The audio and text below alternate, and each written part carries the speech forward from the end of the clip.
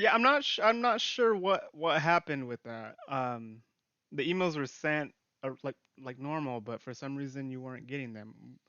Not entirely sure why.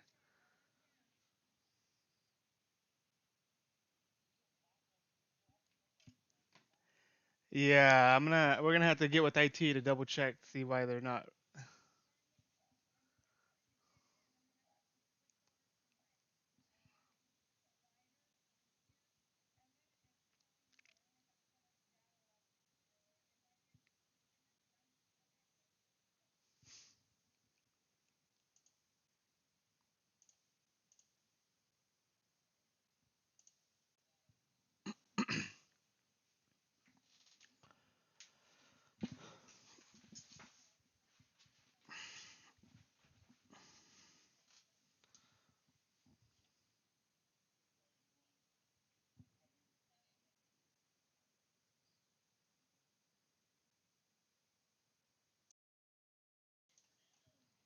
It's 5:30. Are we ready to start rolling? Looks like we are good to go, Mayor. Okay, good. So we'll call this meeting of the Porterville City Council to order. Roll call, please. Councilmember Carrillo, Present. Councilmember Peñalosa, Councilmember Stowe, Connecting to audio. Councilmember Stowe, Hey, aye. Vice Mayor Flores, Here. Mayor Reyes. Here. Okay, thank you. And now that brings us to oral communications. This is the opportunity to address the City Council on any matter scheduled for closed session. Unless additional time is authorized by the Council, all commentary shall be limited to 3 minutes. Do we have any comment for closed session items?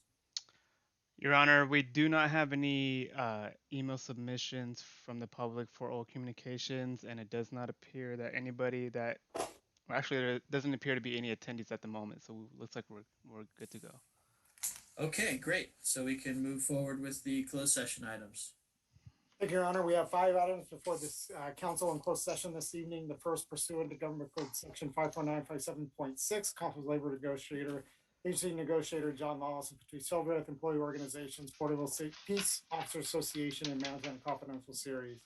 The second is Government Code Section 54946.95, liability claim, claimant Ramon Montejano, agency claimed against City of Porterville. Item 3, Government Code Section 54956.9, subsection D, subsection 1, Coastal Legal Counsel, existing litigation, statewide traffic safety and signs incorporated, v. California Professional Engineering Incorporated et al., Tulare County Superior Court case number 284137. Item 4, Government Code Section 54946.9, subsection D, subsection 3, Coastal Legal Counsel, anticipated litigation, significant exposure to litigation, 7 cases in which facts are not yet known to potential plaintiff. And item 5, Government Code Section 54946.9, subsection D, subsection 4, Council Legal Counsel, existing litigation, initiation litigation, 1 case. Staff report. Okay, thank you. And we will move into closed session and re-adjourn at 6:30 p.m. And we use the other link, correct? Right. Yep. See you on the other side. We'll see you there.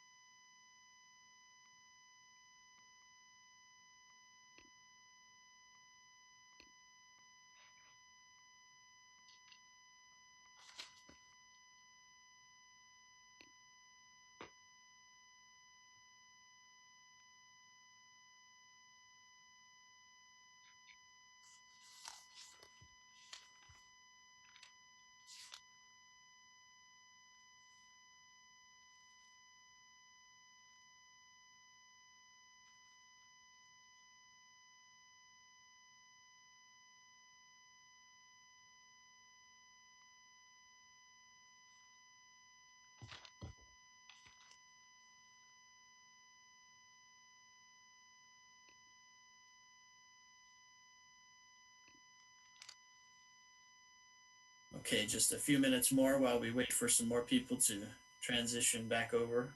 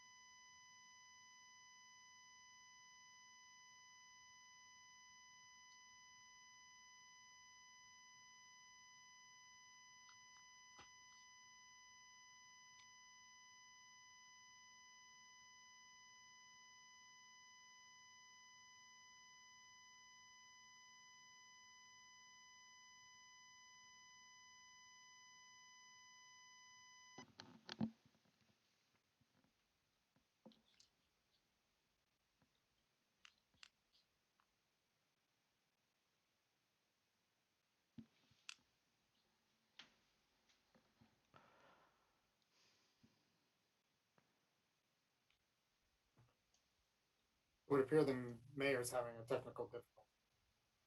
No, is Councilmember Stowe on? Not yet, it looks like.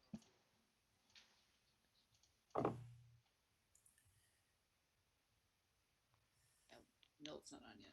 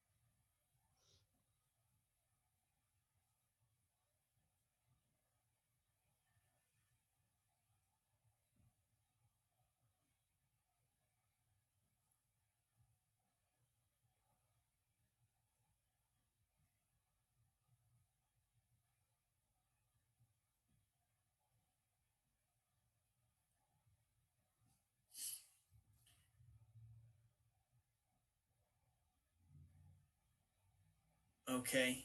It appears Councilmember Stowe hasn't been able to join us yet. Has he reached out to express any difficulties connecting or anything at this point? I tried to text him, he hasn't responded.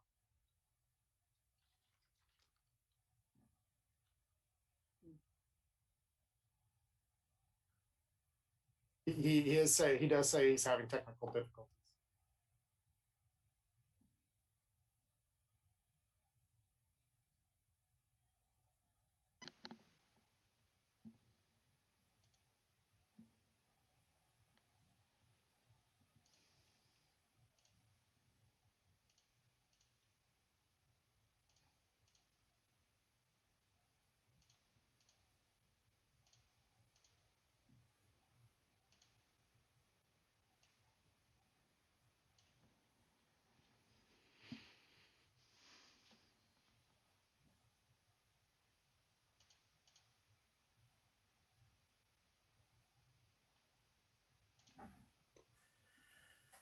Okay. Should we wait for him or should we proceed?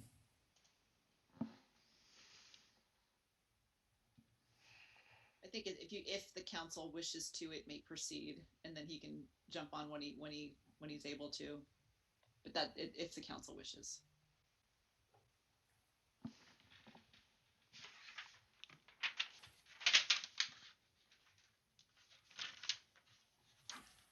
Council, should we proceed or wait? I think if is he getting some, I don't know how someone can help him, but I think he's. But Okay. Perfect timing. Man, I was going with the other one. I'm sorry. I thought we had to check in. Oh, welcome. Okay, so we'll reconvene open session. Are there any items to report from Yes, closed Mayor, session? just one item. On item A2, the claim by Ramon Montejano, with a motion by Councilmember Stowe, seconded by Vice Mayor Flores, and a 5-0 vote. That claim was denied. Thank you. Okay, thank you. And please rise and join me in the Pledge of Allegiance and remain standing for the invocation. Salute, pledge. I pledge allegiance to the flag of the United States of America and to the republic for which it stands, one nation, under God, indivisible, with liberty and justice and for all. justice for all. Is there anyone who'd like to lead us in an invocation? If not, let us have a moment of silence.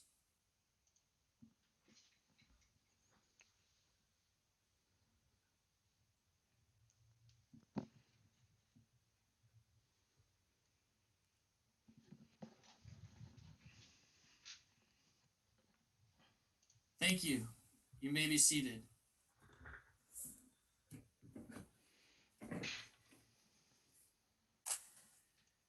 Okay, this brings us to oral communications. This is the opportunity to address the council on any matter of interest, whether on the agenda or not. Unless additional time is authorized by the council, all commentary shall be limited to 3 minutes. Do we have any public comment?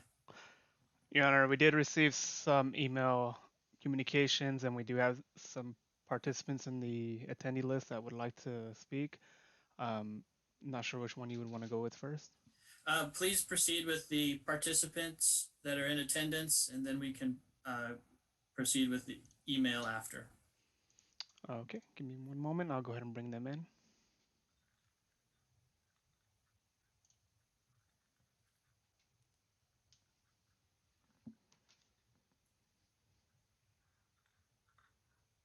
Welcome. Is it my turn? Yes, please. Good evening, Honorable Mayor, Vice Mayor, and council members. I'm Virginia Garola with my address on file. I wish to thank the council for their efforts in assisting in obtaining funding for the homeless and remind the public of the city's efforts to support the homeless. As I remember, the council approved to provide lunches for the homeless at the onset of COVID and did so for many months.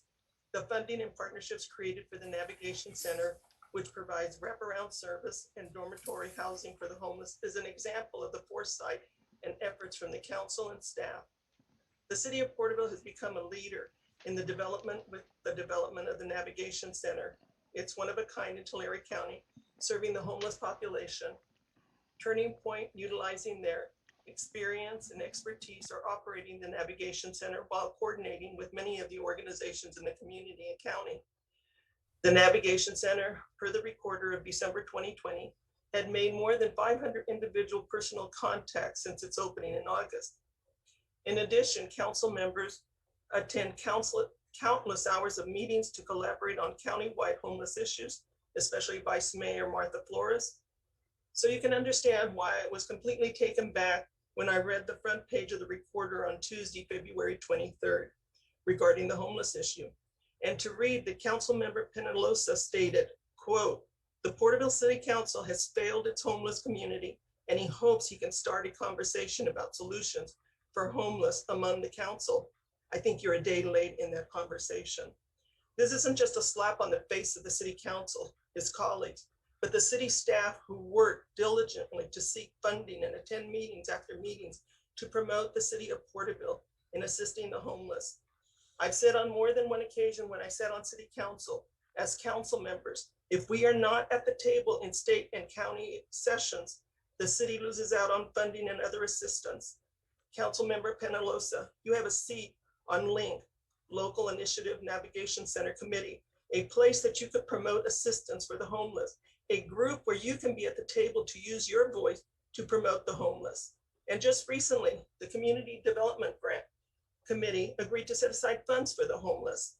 So I don't understand how the council has failed. In closing, I support assisting the homeless, but also support that people find ways to get back on their feet. The Navigation Center with its wraparound services is a way to assist the homeless get back on their feet if they are willing.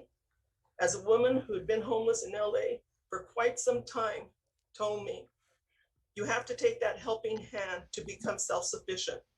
And she did, with the grace of God, become self-sufficient. I want to thank the council for the time in my presentation. Thank you. Okay, thank you. Is there any other public comment? Yes, Your Honor. I have next Brock Neely. Give me one moment to bring him in.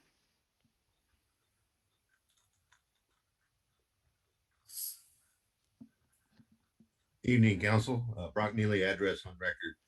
A couple of points. One point is there is a Supreme Court case from 1981 called Montana v. United States. In that court decision, the Supreme Court ruled that the public waterways going from high watermark to high watermark, bank to bank, in any waterway is public. So irregardless of what the sheriff says that people's property line goes to the center of the river is incorrect. And that has been adjudicated by the Supreme Court.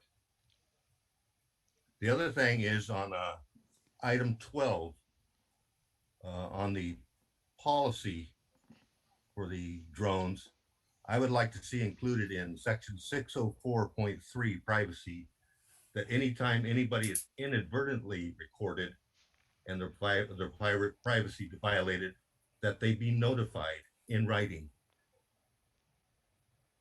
so that they know that their privacy has been violated.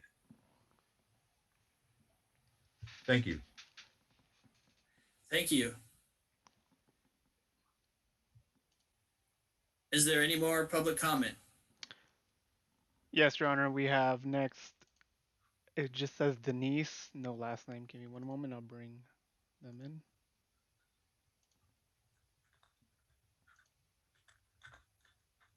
Good evening, Council.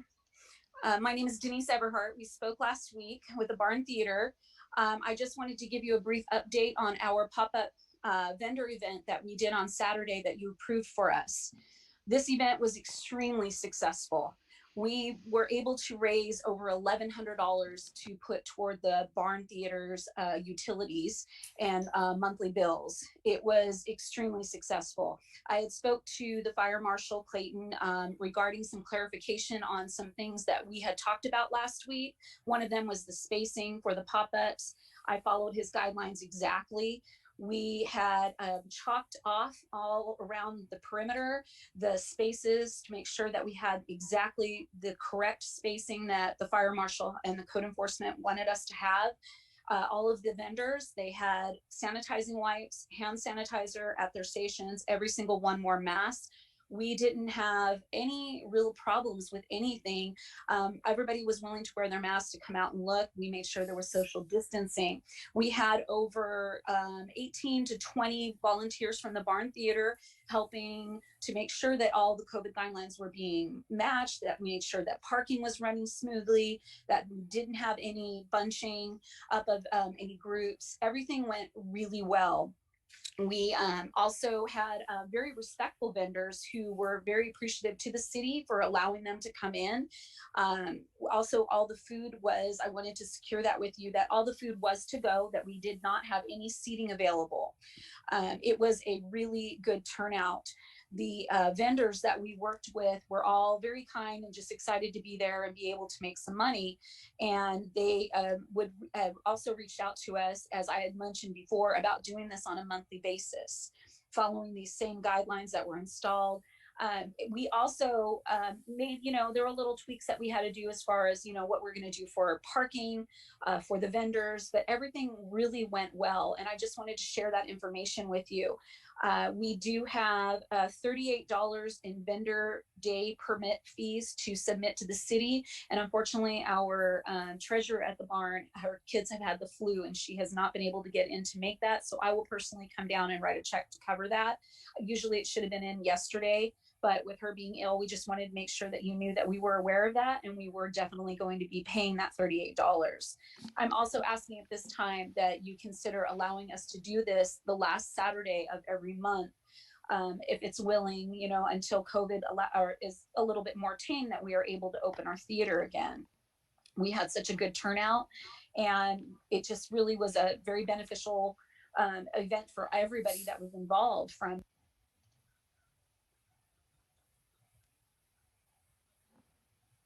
I'm sorry, I was muted, but so anyway, I would just really like to say thank you for that, and to also consider having allowing us to have another event like this on March 27th, and I will be.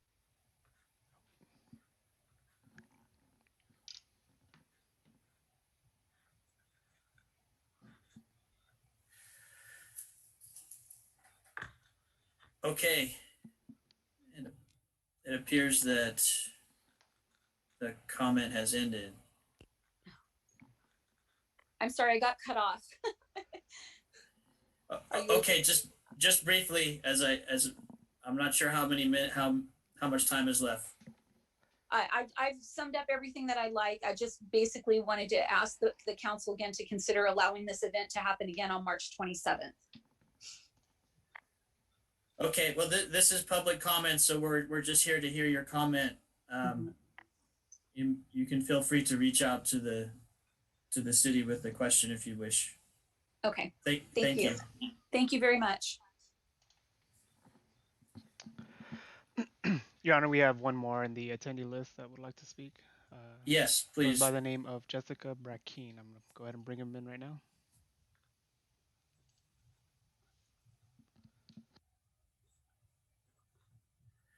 Hello, welcome. Hello, everyone. Can everyone hear me okay? Yes. Perfect.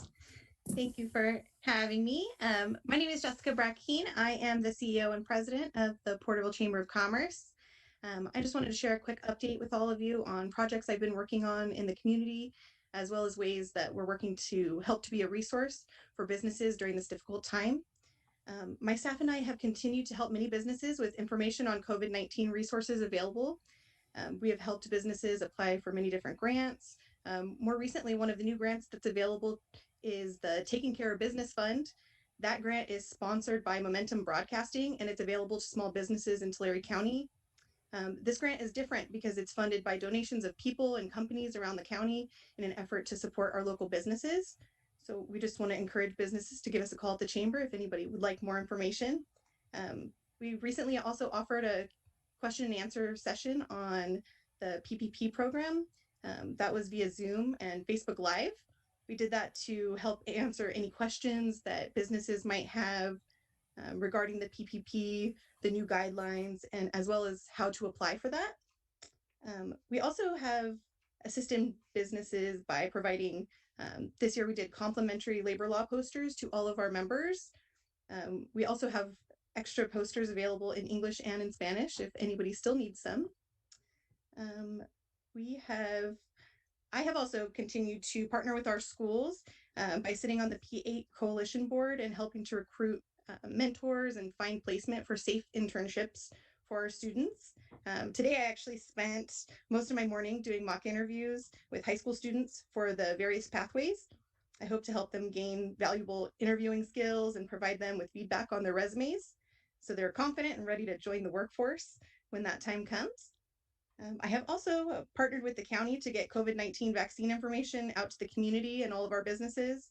At this time, the chamber has been receiving anywhere between 10 and 15 calls a day regarding the COVID-19 vaccine, as well as testing information. So we have made it a focus to make sure that we're getting that information out to the community as much as we can. And we just want to really help our businesses get back to business. So I just want to take that time and give everybody a little update on what we're working on. Thank you all for having me. Great. Thank you for the update. Of course. Thank you.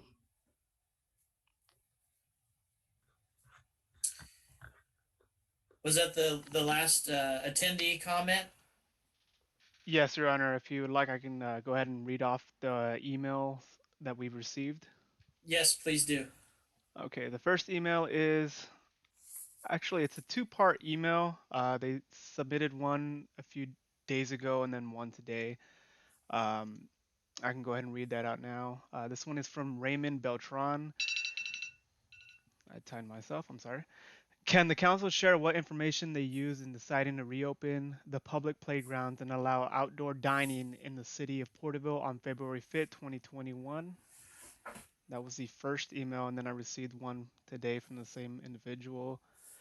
Does the city council believe in the right of the citizens to have a peaceful protest in the city of Porterville, either on private property or public? And if not, what specific data is the council making this decision? And again, that is from Raymond Beltran. The next email that we have received is from Jamie Beltran. What current law or order is the council following to justify fining indoor dining and the right to assemble? Jamie Parker. And the last one that we received was from today. This is from D.L. Worthington. I would like to see the city crack down on illegal fireworks by patrolling and fines within the city limits. I agree the loud, shrill fireworks need to be eliminated from the city. It affects pets and sensitive people adversely.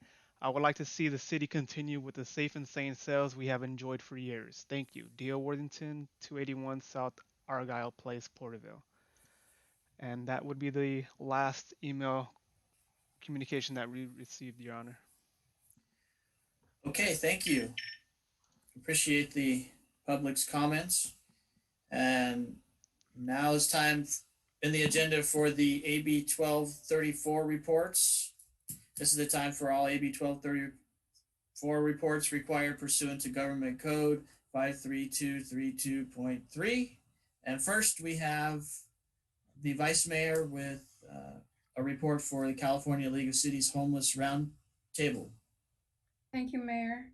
I was on for approximately 35 to 40 minutes, and it was held on February the 17th. The subject matter was on housing. And again, I'm going to reiterate that the purpose of these roundtables is for the cities to address homelessness in the midst of this pandemic and how large and small cities statewide were working to assist those who were experiencing homelessness, but in particular to share ideas. And these discussions are participant driven. What types of housing are available to our homeless population, and what are the pros and cons of these options? What resources and tools have you found the most helpful when presenting these options to your community? These were the questions that were sent out prior to and would let you know what the basis of this roundtable was. What was beneficial was to hear what other cities were doing, and what works for one is not always a fit for another when we're talking about cities. Shared was a pallet project, which was near Riverside. They were small mini homes that were created in less than 12 weeks. Tenant-based, rental associations, and other partnerships worked very hard with the chief of police and the fire chief. The outcome were 30 pallets, mini homes with dual occupancy, 56 beds, and they probably see over 100 people daily. Another city spoke of their navigation center and the steps that they took to get there. It's not at full capacity. They spoke of a program called Cahoots from Eugene, Oregon. It's on a social worker emphasis to assess issues with the homeless person. The transition from the shelter to permanent supportive housing, spoke briefly on the mental health services at the shelter, which would be a bridge to permanent housing. In the Santa Rosa area, another person spoke of Cahoots. They purchased and set up pallets. Their information is on the website. They explained that they were on a methodical application process and that they were working to establish a rapport with the homeless, to work with them when shelter becomes available. Hopefully they would accept it, because they find that a lot of them will not accept it. They have to also be drug-free, and it's low barrier. They cannot have any violence, and they also need identification process. What they specified was that they were pursuing a methodical process in the intake and what they were doing. Bishop City Council, they spoke of a safe parking lot, which was rejected by their Board of Supervisors. The reality was, because of the statistics and the utilizing data, it was important for them to garner the support of the community and to create the story behind it. Here again, it pleased me to hear that they moved in the direction of a navigation center, which garnered the support of their supervisor. These meetings will continue. I keep saying that. And even while I was there on the short time, the dialogue as to what other cities were doing is always beneficial to hear. I am proud that this city, through staff, supportive council, was proactive to take the supportive measures to address homelessness in Porterville, and the hours that staff put in to provide us with the information, because we are the first in Tulare County with the Navigation Center, the Welcome Center, while others are barely beginning the process or have not started a process. And that concludes my report.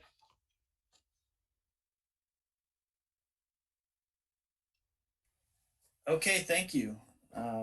Unless there's any questions, I'll proceed to the next report, which is the San Joaquin Valley Air Pollution Control District Governing Board meeting from the 18th of February. 4 notable action items that meeting. The first was to extend an agreement to administer Carl Moyer Memorial Air Quality Standards Attainment Program funds on behalf of the Great Basin Unified Air Pollution Control District. This happens sometimes when a district is unable to find ways to expend the funds. In this case, most likely for large vehicles. And our district takes the funds because we sometimes don't have enough funds that are allocated to us to be able to do it. And it helps to achieve attainment. So this was a way to extend that agreement with the Great Basin Unified Air Pollution Control District. We also approved a voluntary emission reduction agreement, also known as a VERA, with the Friant Water Authority to mitigate air quality impacts in the soon-to-be-made improvements to the canal. This is a very large project and very important to our region, but also important to our region is air quality. So looking to mitigate any negative air quality contributions through excessive trips or equipment. Those are mitigated through planning the use of equipment and scheduling ride sharing and other methods to decrease the amounts in fees that will be paid to have the project done. We also discussed, which I'll provide the council in your inboxes, with the PM 2.5 presentation that we had at the meeting. I think it's probably the best summary of 2.5, PM 2.5 pollution and the ozone standards, as well as the federal meeting the federal attainment standards. So I'll make sure that you get a copy, and for the public on the Air District's meeting for the last meeting in February, these presentations are also available to you. So we're just looking at over the PM 2.5 plan. And also we authorized a contribution of $37,500 in funding to the Council of Fresno County Governments to support phase 2 inland port feasibility study. This is a way to try to gather and coordinate the movement of goods through the area by also being able to manage the air quality in doing it. These are some of the steps being taken to try and eliminate some of the negative air quality that's generated through the vehicles that move goods through our area. So always good to see steps in the right direction, especially feasibility studies, rather than just regulation happening right out front. So we look for possibilities there. And that concludes my report for that meeting. And unless there's any questions, we can move on to the next report, which is the United States Census Bureau 2020 preview. And I believe Vice Mayor was going to report on this. Yes, thank you very much, Mayor. The Census Partner Appreciation and Data Resource Preview was held on February the 18th.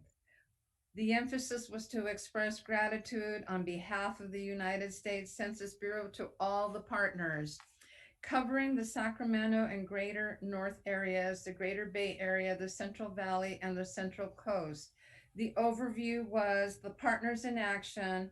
The regional highlights included the self-response rates, the non-decennial data resources, the data summit plans, and some announcements. The national response rate is 67.0%. The California self-response rate is at 69.6%. I want to put an emphasis that self-response rates are based on internet, mail-in, and phone responses. The data does not include the non-response follow-up, door-to-door, and field operations. I will remain focused on the Central Valley and Coast area because Tulare County is in this category, and I will only report out in 2010, the Tulare County response rate was 65.0%. In 2020, the response rate was 65.4%, the growth rate being 8.06. And also this information can be found on the website. Now remember, this is information that is based on the internet, mail-in, and phone responses, and did not include the others. So there's more information that will be forthcoming. With regard to the non-decennial data resources, they spoke of the American Community Survey, the Economic Survey, Small Business, Demographic Survey, Household Pulse Survey, and COVID-19 Hub, which can also be found at www.census.gov. I'll highlight that the ACS survey is an ongoing survey that provides vital information on a yearly basis about our nation and people. With over 3.5 million households, the ACA estimates are often used to help establish priorities in needs assessment, to develop general plans, research, education, and advocacy work for agencies such as federal, tribal, state, and local agencies, non-governmental organizations, emergency planners, business, and educators. On the Data Summit Plan, the Census Bureau submits the data starting in April of 2021. They will be designed to increase awareness in accessing information about our community. The partnership specialists will be contacting partners to join the virtual data summits. So that information will be forthcoming. They spoke of the benefits of the summits with a highlight of an ambassador program followed by many announcements. As many of you are aware, the city of Porterville established a local Porterville Complete Count committee, and it was an honor and a privilege to work with a lot of the agencies that came to help and assist. and alongside city staff. I know that Jenny Byers, who was here, put countless hours. I know that Jason Ridenauer, Claudia Calderon, Mr. Lawless, I mean, if I left someone out, but they were the steering committee and the force and the drive to make this happen for Porterville. And I just want to recognize them because of how important we were able to have this here in Porterville. That concludes my report.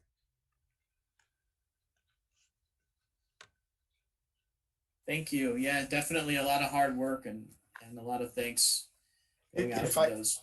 And if Please. I may add, Your Honor, we did receive notification. I know that the census prompts kind of redistricting, and as we've shared about looking at the council districts and redistricting information, they've indicated that that will be received in the September timeframe. So just to keep the council aware of that information, it is delayed, but that we should have that information come September and be presenting further information to the council. Okay, great. We look forward to it, I'm sure. All right, so the next report is the City Council Cannabis Ad Hoc Committee meeting from February 19th. Councilmember Peñalosa, did you want to give the report? Yeah, I would, Mayor. I don't mind, and you can chime in if I miss anything, but I'll keep it very brief. We met together, staff and the mayor and myself on February 19, 2021. We met with Culture Cannabis Club, and we reviewed negotiations with the development agreements with them. I really think that the negotiations are going pretty well, and that we look forward to really just finalizing that very soon and bringing it, having it be approved. And so, yeah, I think they're going really well, and I appreciate the staff work around it, as well as the mayor who has led the conversations and has been leading it and facilitating it pretty well. So yeah, and that's pretty much it. Okay, great. Yes, and thank you for your participation as well. Yeah, Councilmember Stowe, did you have a question? Yes, if you don't mind. Councilman Peñalosa, you said you're negotiating development agreements. What type can you say? What type of development agreements you're negotiating with them? I don't know if you said online or not, or openly. You want me to jump in? I think because they're not final yet, I think we're not getting into the details quite yet, but they will come to the council. Okay, thank you. And with the recommendations. Right, and I think do we need to schedule a public hearing as part of those? Yeah, Counselor? it'll be, so the development agreements are actually approved by ordinance. So there will be an ordinance and public hearing associated with the approval. So not only will there be input from council, obviously, on the development agreement, but there'll also be input from the public. So, yeah, but progress, I guess, progress being made. Thank you for the question. The next report is the City Council COVID-19 Ad Hoc Committee meeting from February 22nd. Councilmember Carrillo. Hi, good evening, everyone. Yes, so we met on this committee. It's myself, the mayor, and staff. And so we met on February 22nd, and we had a couple of major, couple of topics we discussed. The first one was a community civic event. That was the Barn Theater and their application. And there was several questions and some concerns that came up. So we talked back and forth and made the suggestion that we request a special meeting. And the outcome of that was the special meeting that we held on February 24th. So that was the first one. The second item that was a discussion point was the Coffee and Cars event that was, I guess, advertised that it was going to be on that Saturday, the 27th. And so what we were notified about was a no trespass from the property owner that the property owner did not want the event held there. So we wanted to make sure that the organizers got that information so that there wouldn't have to be code enforcement out there. Other than that, a lot of discussion was around some of the upcoming potential events. The Parks and Leisure Department presented some ideas on springtime events that were going to be held, mostly drive-through type events, and we had discussion on those activities. I didn't know if we wanted to go into detail on any of those. But that's where they were presented to the committee. All right, and I think there may have been one outdoor dining permit that we were discussing too, which is always good to mention because that as the weather becomes nice and businesses are looking to get back into the swing of things, that's one of the few ways that they can. So always looking to take those applications. So hopefully if there's any more out there, they'll send them our way. Thank you for adding that, Mayor. And I think, unless there's any questions, we can move on to the next report. The Tulare County Association of Governments from February 22nd. Thank you, Mayor. We met on Monday, February the 22nd, of course, virtual Zoom teleconference. And there were several items of emphasis, which were pretty much just updates. And twice, I'll make a statement here, twice during the meeting, I was booted off. So I'm going to report what I got. And if Mr. Lawless may have picked up something that I didn't, at the end, he can more than freely share. But as I said, here we go. Item of information for the transportation consent calendar was the Sustainable Community Strategy Regional Transportation Plan Roundtable. All I wanted to state on there were that there are still some vacancies to that committee. Moving into the transportation part of the agenda, there were 2 action items. One was to approve the congestion mitigation and air quality projects and the adoption of resolution. It was a call for projects which was released in November of 2020 for new CMAQ projects and applications which were due in January 2021. Recommended for current programming with regard to Porterville was the Project Butterfield Stage Corridor Bike Path. Federal CMAQ dollars was $4,032,360. The local match would be $7,827,521. The total project cost would be $11,859,881. And the Porterville Butterfield Stage Corridor Bike Path project has been recommended for statewide active transportation program funds. It was also recommended on the standby list for Porterville would be the purchase of 3 electric refuse trucks and the approval of the final 2021 Transportation Improvement Program and corresponding air quality conforming analysis. On the association consent calendar were the approval of the minutes for January the 25th for TCAG and the minutes of January 21 for the Technical Advisory Committee meeting.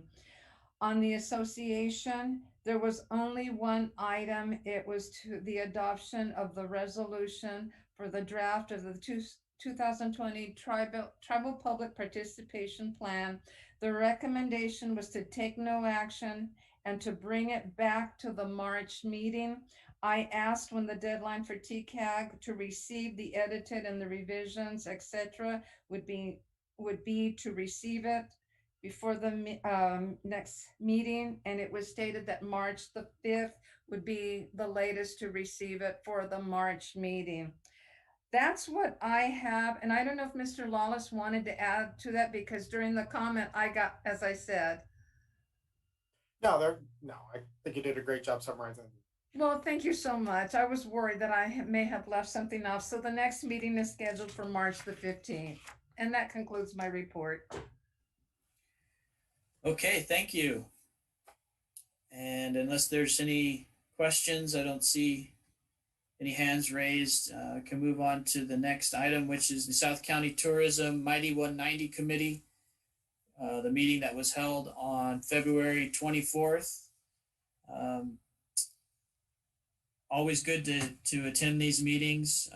Some of the items that were discussed, and I know that also Jason Ridenauer and John Lawless were present, but I'll just go through and if I miss anything, they can add to it.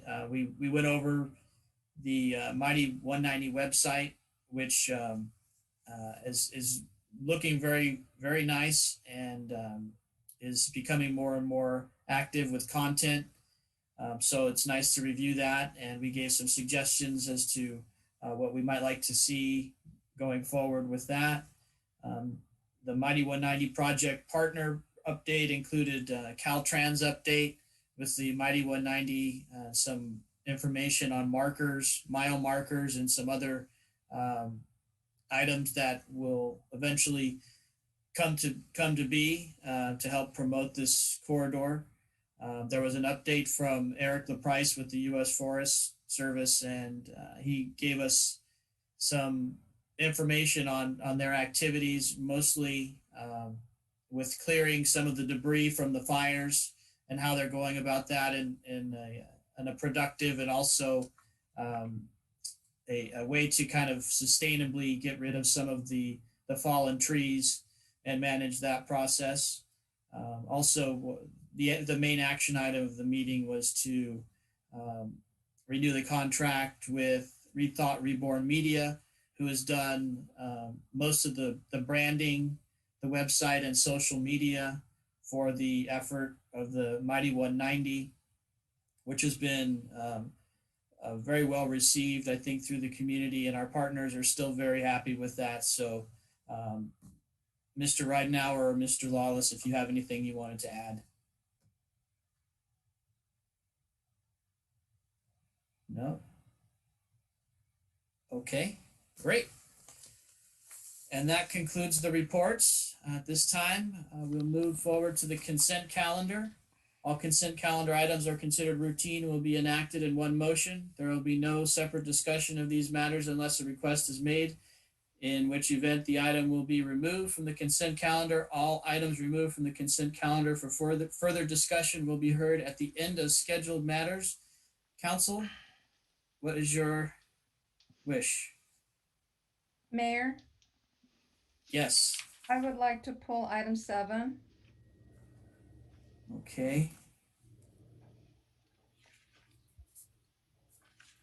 And if there are no other conflicts or other items to be pulled, I make the recommendation that we accept items 1 through 6, 8, and 9. Okay, so we have a motion. Do we have a second? I'll second.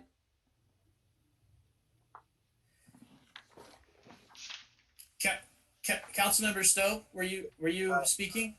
I would say, can we pull item 12 because of the comment of the public? Remember, so we can just ask the chief regarding that. I think that's a scheduled matter, I think. Oh, that is? Correct. Yes. I'm sorry. I'm looking at I'm done. All right. I'm ready to vote. Okay, so we have a motion and a second. And that was pulling item 7 and approving the rest. So we'll go ahead and call for the vote. Councilmember Carrillo, Aye. Councilmember Peñalosa, Aye. Councilmember Stowe, Hi. Vice Mayor Flores, Aye. Mayor Reyes. Aye. Passes 5-0. Thank you. And now we will proceed to scheduled matters. Thank you, Your Honor. We now have 6 scheduled matters before the council this evening. The first is to consider the appointment to the Library Facility Planning Committee, and Ms. Hildreth will provide that. Thank you, Mr. Lawless, Mayor, members of council. At its meeting of December 15th, the City Council took action to establish a library facility planning committee. And at that time, it was determined that it would be comprised of one City Council member, one library and literacy committee member, one Friends and Library member, two city staff members, which would be the Parks and Leisure Services Director and City Librarian, and two members of the public. So staff did publicize those vacancies and is in receipt of 3 requests for appointment, one from Ms. Carol E. Brown, one from Ms. Natasha F. Seth, and the other from Mr. Felipe Martinez. And at this time, staff is requesting that the City Council consider the appointments to the Library Facility Planning Committee. And I would like to indicate that we are prepared to proceed with a ballot system if that is the council's direction. We would do it via an email to each of the council members with a link to a survey that you would take, and then we would share the results if that is your direction. It's similar to the McCracken method utilized when we're in the chambers. Thank you. Okay, thank you. Councilmember Stowe, did you have a question? Yes, Your Honor, do we have anyone in the waiting room that may be an applicant that might want to speak on their behalf, on their own behalf? I'm not sure. We've done it in the past. We have received a comment from Mr. Felipe Martinez, and his comment is, I believe the council cannot go wrong in selecting any 2 of the 3 who have applied to be on the committee. Also, Your Honor, this is Fernando. I will indicate that there are, I believe the attendees, Natasha FCF and Carol are in the attendee list. Council, do we want to allow them to, I know when we're in person, it's customary to allow them to introduce themselves. Did we want to go ahead and proceed with that? Mayor? Yes. I believe the courtesy should be extended. Okay, please, clerk, if you would admit. Yes, Your Honor, I'll go ahead and admit Natasha FCF at this moment.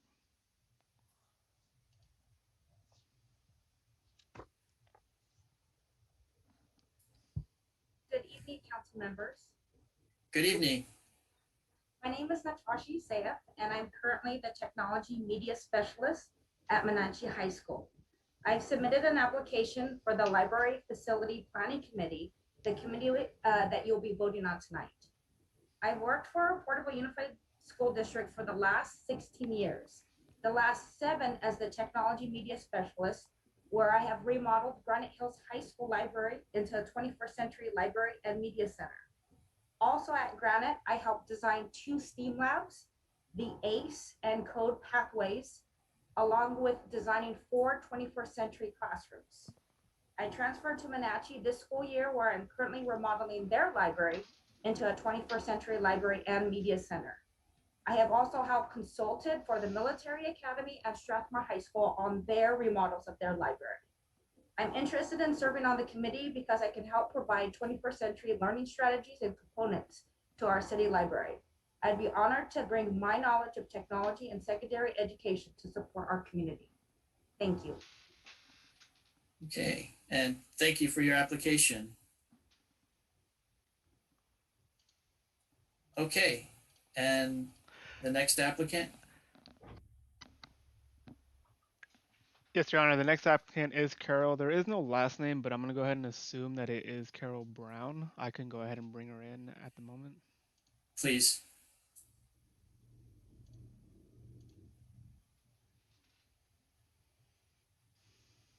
Good evening, Council. This is Carol Brown, and I am retired from Porterville College after 28 years. I was assistant to 4 of the presidents when they were in office. And I just have a love for our library, and I saw your request in the newspaper, and the library has always been very dear to me. I homeschooled our children when they were young. The library was a huge facet in homeschooling with them. We went there several times a week for them to check out books and to participate. So my heart has always been with the library, and now that I'm retired, I thought I would volunteer my services if you deemed it you'd like to have me be a part of it. Great, and we certainly appreciate your application, and we appreciate you taking a moment to speak to us tonight. You are very welcome. Thank you. Okay, Council, how would you like to proceed? It's already been outlined that there could be the McCracken method, but I think we're allowed to do it in the manner of our choosing. Are there any comments?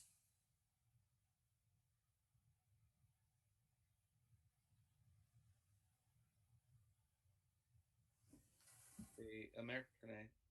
Yes, please. No, I think that all three of them look like really good, solid candidates, to be honest with you. I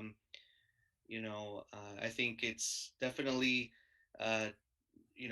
what I'm thinking is that we have one person that has some background working with the college students in Portal College, and we have two of the other applicants who are, I know from my understanding, Felipe Martinez is on the school board for PUSD, and then we have Natasha, who's also an administrative for the library. So I would say, it wouldn't be a bad idea to choose one from PUSD as, I guess not representing PUSD, but the students and that background in the school district, and then having maybe Carol representing that kind of college background in her work there. So just some thoughts, but not sure. Just want to hear how the rest of the council thinks about it too. Okay. And any Vice Mayor, I see you've unmuted. Do you have a comment? You're probably looking at my expression more than unmuting. Okay, first of all, I think all three candidates have something to bring to the table. That's very important. And of course, I always am an advocate for somebody that wants to come in and participate and be very proactive, especially when we're talking about the library. That is something that was important to us. I know that I look at different factors and different components. I know that aside from Mr. Martinez being a school board trustee, there is a strong financial background to the individual as well, only because of the jobs that he has had out in the community and very proactive in involvement. Technology is important. I mean, it is a given, and that is something that we have to look at. But I also have to embrace a member of the community who utilize the services. And I know it's a difficult task when we look at that there's two positions and we find that the three are fully acceptable. And I'm just going to put this out because I don't know, I could be a standalone in this thought process. I know that we gave the direction to have this as 7 members total. And it's very difficult because we don't always have volunteers that step up to the plate. But then that would have to be a reorganization of a number for odd. We need an odd number for their voting purposes. If we say, I think the 3 of them are acceptable, and the number would have to change from 7 to an additional 1, it would have to probably increase by another 1. So I'm just talking, and that's just my comment. I don't know if anyone else has anything to say, but again, all 3 of them are very acceptable. Thank you, Vice Mayor. Councilmember Carrillo, did you have any thoughts? My only thoughts are the 3 applicants have very good qualifications. I read through those yesterday and today, And I think it made it a little more challenging. I feel like they do all bring really different but strong things that we're going to need for that. My thought about there being 2 spots and 3 strong applicants is that, you know, sometimes when you have a committee or a strong work group and somebody tends to leave for whatever reason, or not continue to participate, then we lose that person and their history and time that they spent with us. So I would always tend to go for if we could get 3 in there. And I don't know how that would work, but I do like that idea also. Okay. Councilmember Stowe?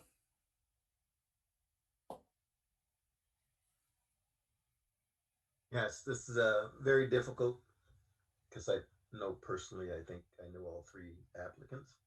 But I do not agree that we put all 3 on because we will need an odd number. We agreed to have 7. I think we should stay with 7. And let's just make the vote and see what we come up with. Mayor, Yes. I would echo the sentiment, and let's just do this by the McCracken method, and let's submit our tallies for 2. Okay. We can proceed that way, and I think the one thing that that we do have in our favor is that we're the ones that set the numbers, and should we find that we need to add something later, we could. But if it's the council's wish to proceed with the McCracken method for the 2, which the item has been set for, I think we can go ahead and do that.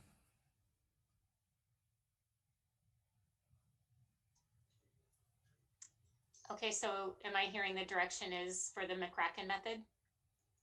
Okay, so I will initiate that email right now.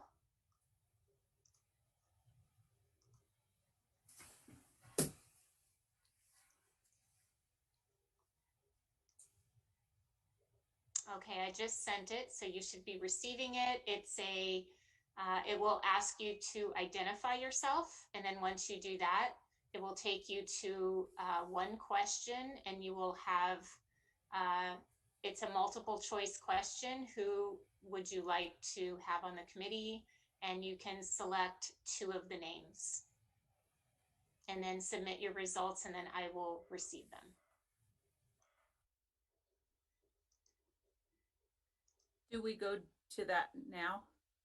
Yes, you go to your city email or those that have additional emails. I've used both.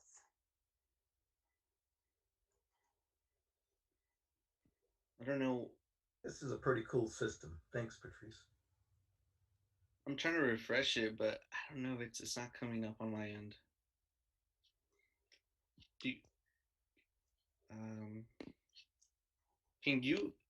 Is it possible to send it to another email, or the one that's on file, the second one? Yes. Any chance? Just because I'm refreshing it on my end, but not getting it through. I don't know why. Mine hasn't come through either, so it might just be taking a minute. Yeah. Mine came through. I use my phone.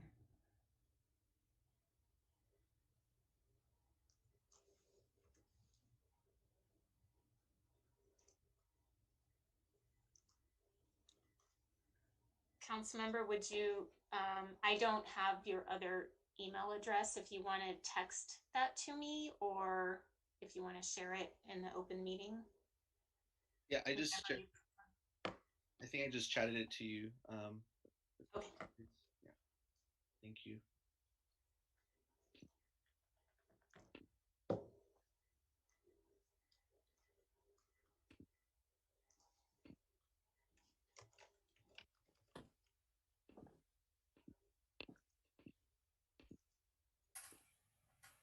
Okay, I just forwarded the email. Thank you.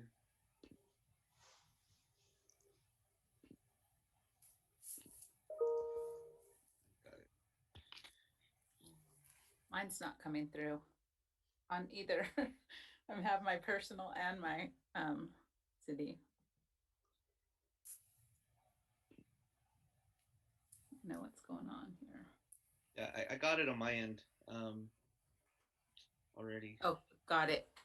Okay, good.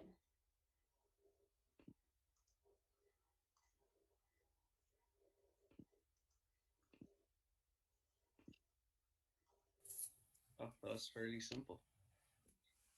I'm showing 3 responses so far.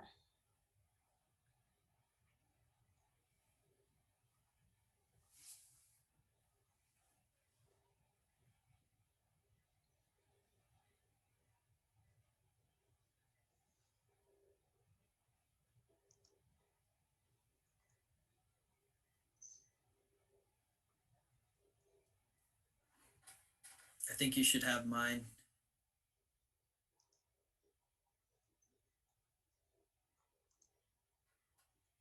Okay, I have all 5. So now I am going to attempt to share my screen.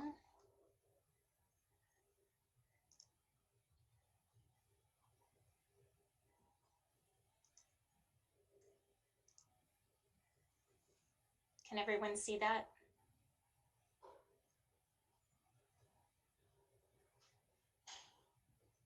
So we have a tie for the second seat. So we could redo that and only vote for 1. Does this, just a question, Patrice, does it show it? So we're supposed to show who voted for who on this? It does. So, and I may need assistance with that.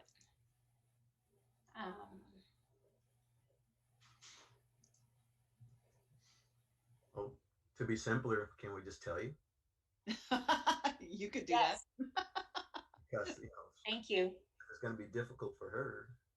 Yeah.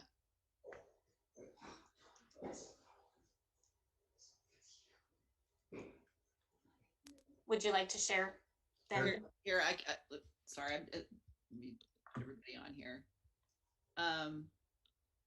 Councilmember Peñalosa, can you tell us who your votes were for? Yeah, I voted for Natasha Asayef and Felipe Martinez. Councilmember Carrillo, can you tell us who you voted for? Yes, I voted for Natasha Asayef and Carol E. Brown. Councilmember Stowe. Mrs. Seth and Miss Brown. Vice Mayor Flores.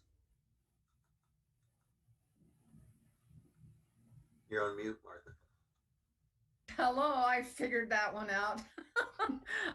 Martinez and Efsaf. And Mayor Reyes.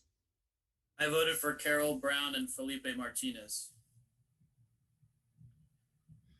Okay, so you now have Natasha Efsef, hopefully I'm saying that right. She's on. So now you will each vote again for 1.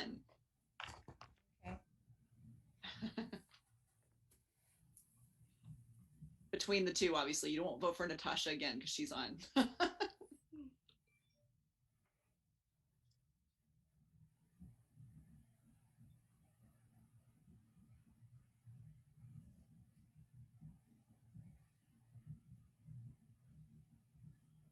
So we use the same link.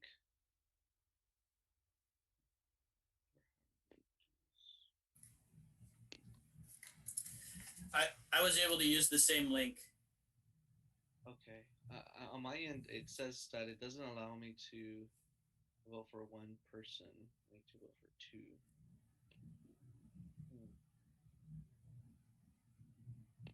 2. It may say 2, but we vote 1 and submit it. Patrice, you're on mute. Mine's telling me to select more choices. It's not letting me. Yeah, we can do it. We can do it the old-fashioned way. I can just take an open poll if you guys are comfortable doing that. Yeah. Okay, so this time you guys are voting for 1. Councilmember Peñalosa. I am voting for Felipe Martinez. Councilmember Carrillo. Carol E. Brown. Councilmember Stowe, Ms. Brown, Vice Mayor Flores, Felipe Martinez. and Mayor Reyes. Thank you. I know.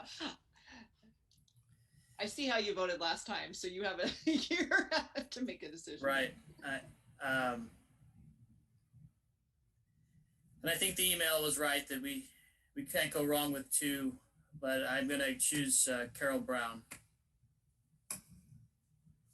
Okay, so that would appoint Ms. Brown then to that second seat. So with that, you guys can do a motion to a formal motion to appoint Ms. Sorry if I'm going to mess up the last name, Estef and Ms. Brown to the committee. Your Honor, I make that motion that we appoint Ms. Estef and Ms. Brown to the library committee.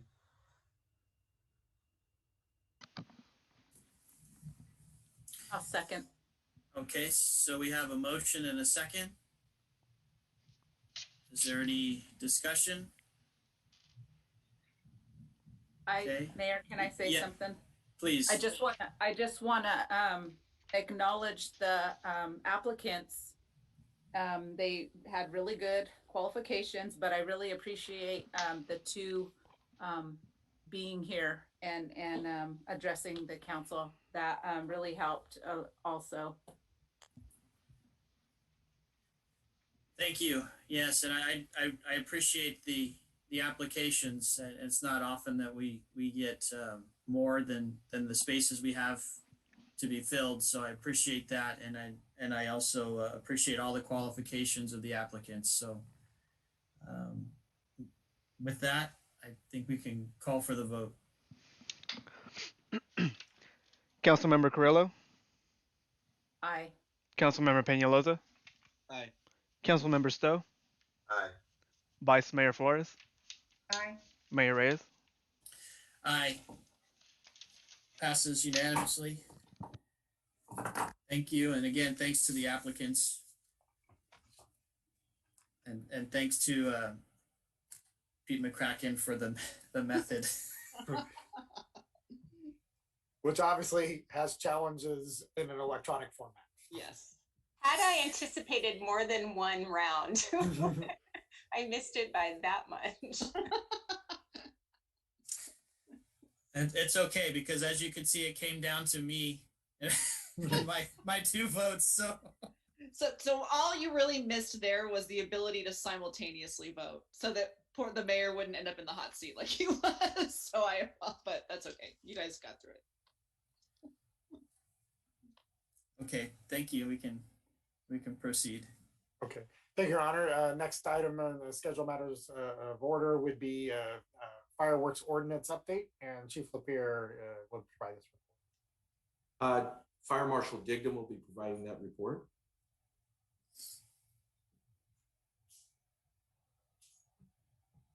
Good evening, Honorable Mayor, members of council, Mr. Lawless, Ms. Liu, and staff.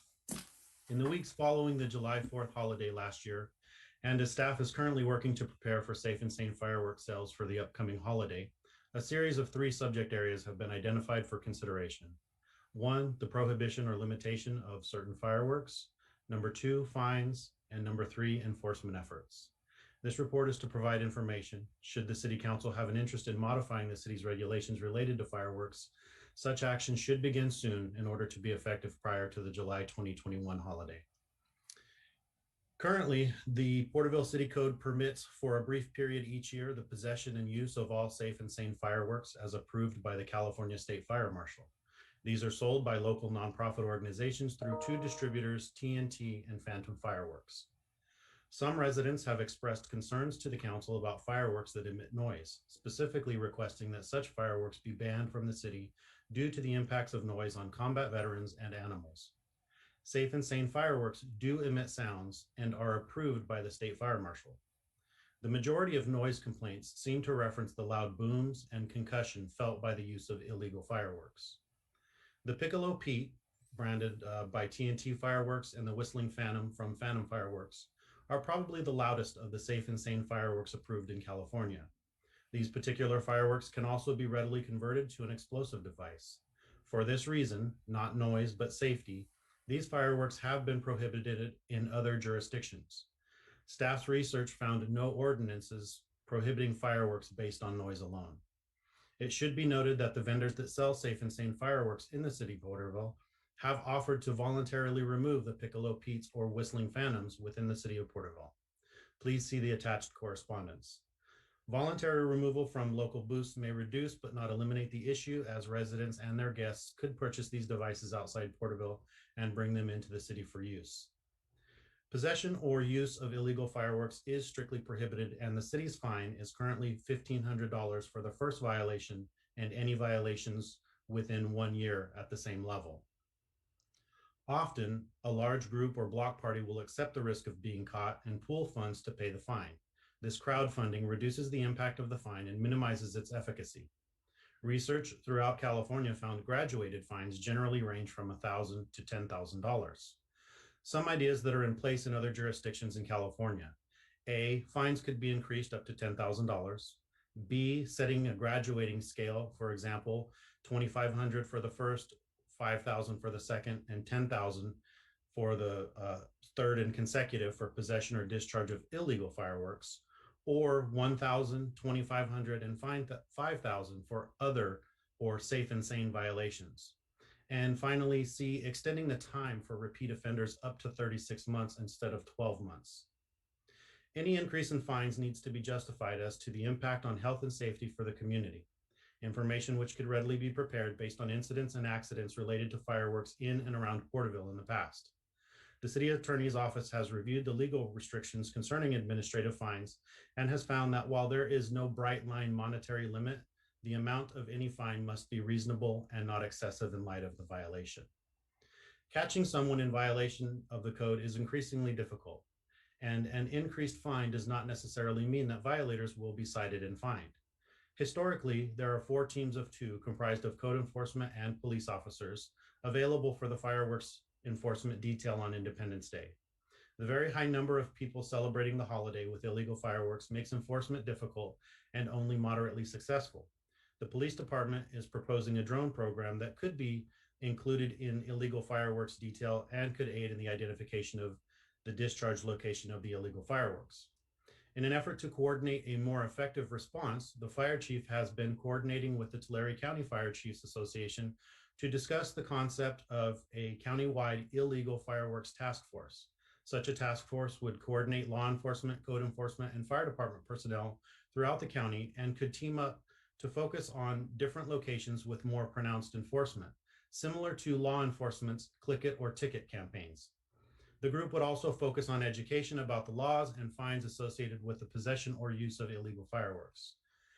Chief Lapierre and Tulare County Fire Chief Norman have already presented this concept to the Tulare Kings County Fire Chiefs Association. The concept was broadly supported, and that group requested coordination with the Tulare County Police Chiefs Association on the concept of a countywide task force. Additional tools that might aid in a more successful enforcement include a program that offers a reward for individuals who advise the task force of a planned discharge of illegal fireworks or information that leads to an arrest for the sales of dangerous fireworks. And B, the establishment of a host ordinance, a concept that has been used in other communities that holds the property owner or lessee accountable for the discharge of illegal fireworks from their property, regardless of who actually discharged the device. If either of these options are of interest to the council, additional information could be presented to the council. I'm available for any questions.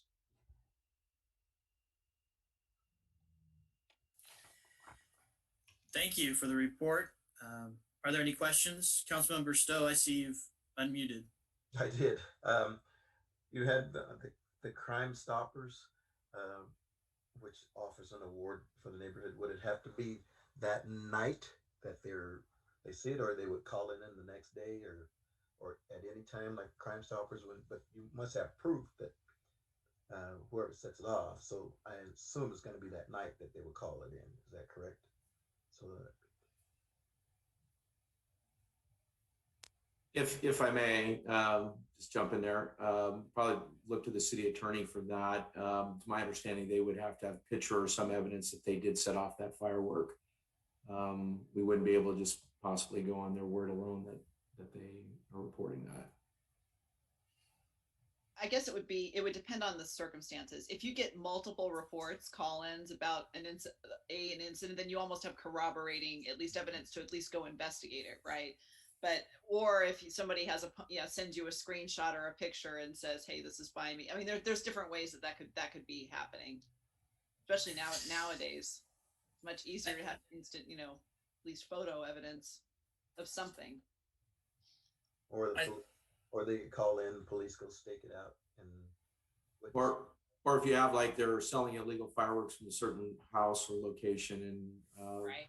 they have probable cause, and they go over there and they find a cache of them, then that person will receive a reward on it.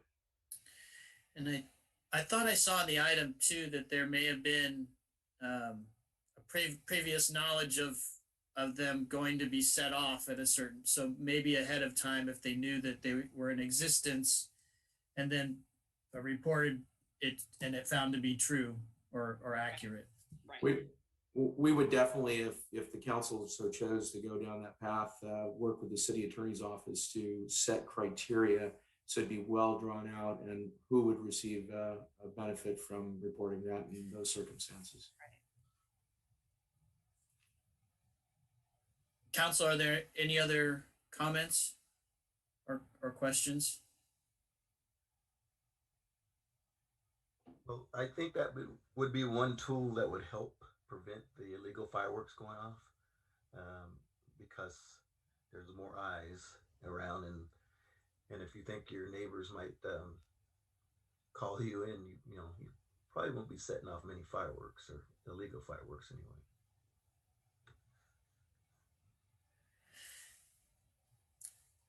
Yeah, I agree that Councilmember Peñalosa. If you don't mind, Mayor. Please. So yeah, I was just curious to know in terms of the I know I was through the report stated about the hosting ordinance.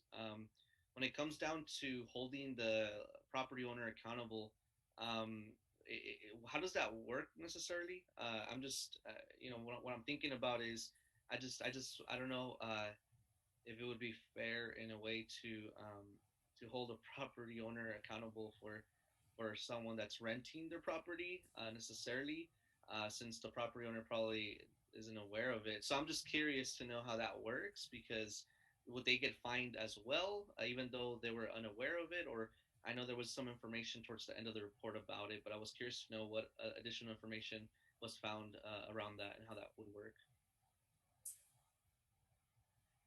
Jill, do you want to speak to it, or do you want? I can speak to it. I actually have a public client that has had this is in the housing business and has had this happen.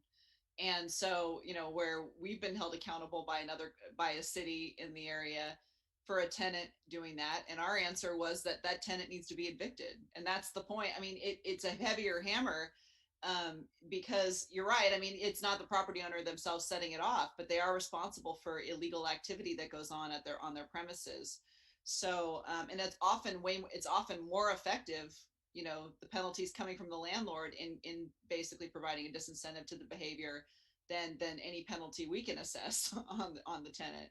So, and actually what we ended up doing in that circumstance too, is we were able to work with the city once they were aware that we had evicted the tenant. So sometimes there's some relief given there if the property owner is able to take care of the issue themselves. But and that's something, by the way, that's always going to be something that the city attorney's office recommends here, is that no matter what penalty structure or fine structure you guys set up, there would always be a provision, as there should be, it's required by law, to consider mitigating factors. It's not a strict liability issue. If there are mitigating factors, they can be considered. So but part of the reason of doing this is when you make the property owners responsible as well, that tends to send a stronger message, because then the property owners can actually, have better control over their tenants. Okay, understood. Yeah, that clarifies it on my end. So, so basically, what we're saying is we would have an ordinance that states that if a renter, for example, sets off an illegal firework, and they're caught, that the homeowner or the property owner would then have to hold them accountable. And so then that basically works in the favor of the fact that if prior to 4th of July, then the property owners would communicate with their renters to make sure that they're not doing this, because it could lead to an eviction. Right. And not only that, we would always recommend that you cite both if you can. You cite the violator and the property owner. So it's not, the property owner is not the only one getting, because I don't think that would necessarily be, I mean, it's not necessarily fair. Now, it's who if you're not able to discern who actually set it off, but you know what property it came from, then a social hosting ordinance would give us the ability to cite the property owner in the absence of being able to cite anybody else. But we'd still have to be able to show it came from that property. And that happens in the field a lot. There's we go out there and there's 50 people there, and no one wants to say they lit it off, and so we're left with a crowd of people with an illegal firework. And in the absence of all that, it's hard to make that case. But with the host ordinance, that wouldn't be the case. Thank you for the clarification. Thank you. Thanks for the question. And I think, with the leases, it's the property owners already have a contractual agreement with the tenants, and then also those parties, the parties that would happen if the property owner is present. I feel it may give them a little more voice and power into determining what happens on their property as well. Were there any more comments or questions? Yes, Your Honor. We're going to talk about fees, or what type of fees we want to go to, or that we should put in place. I don't know. I don't know if the chief has a recommendation or not, but I would like the city attorney to weigh in on it. I know with the fees that we've had in the past, just like in the report, we've had crowdfunding, where they all pitch in and pay for the fine. We've also had a low rate of collection as well. So those are issues that we have with it. But I don't have a direction of what that fee should be. So, and I know there's been quite a bit of information. I know that Clayton got quite a bit of sample, examples of what other jurisdictions are doing. And my own recommendation, there is discretion here. We do have to make sure that the fine is reasonable in light of the violation and not excessive under the law. And it's a factual sort of analysis that courts do if it gets to that point.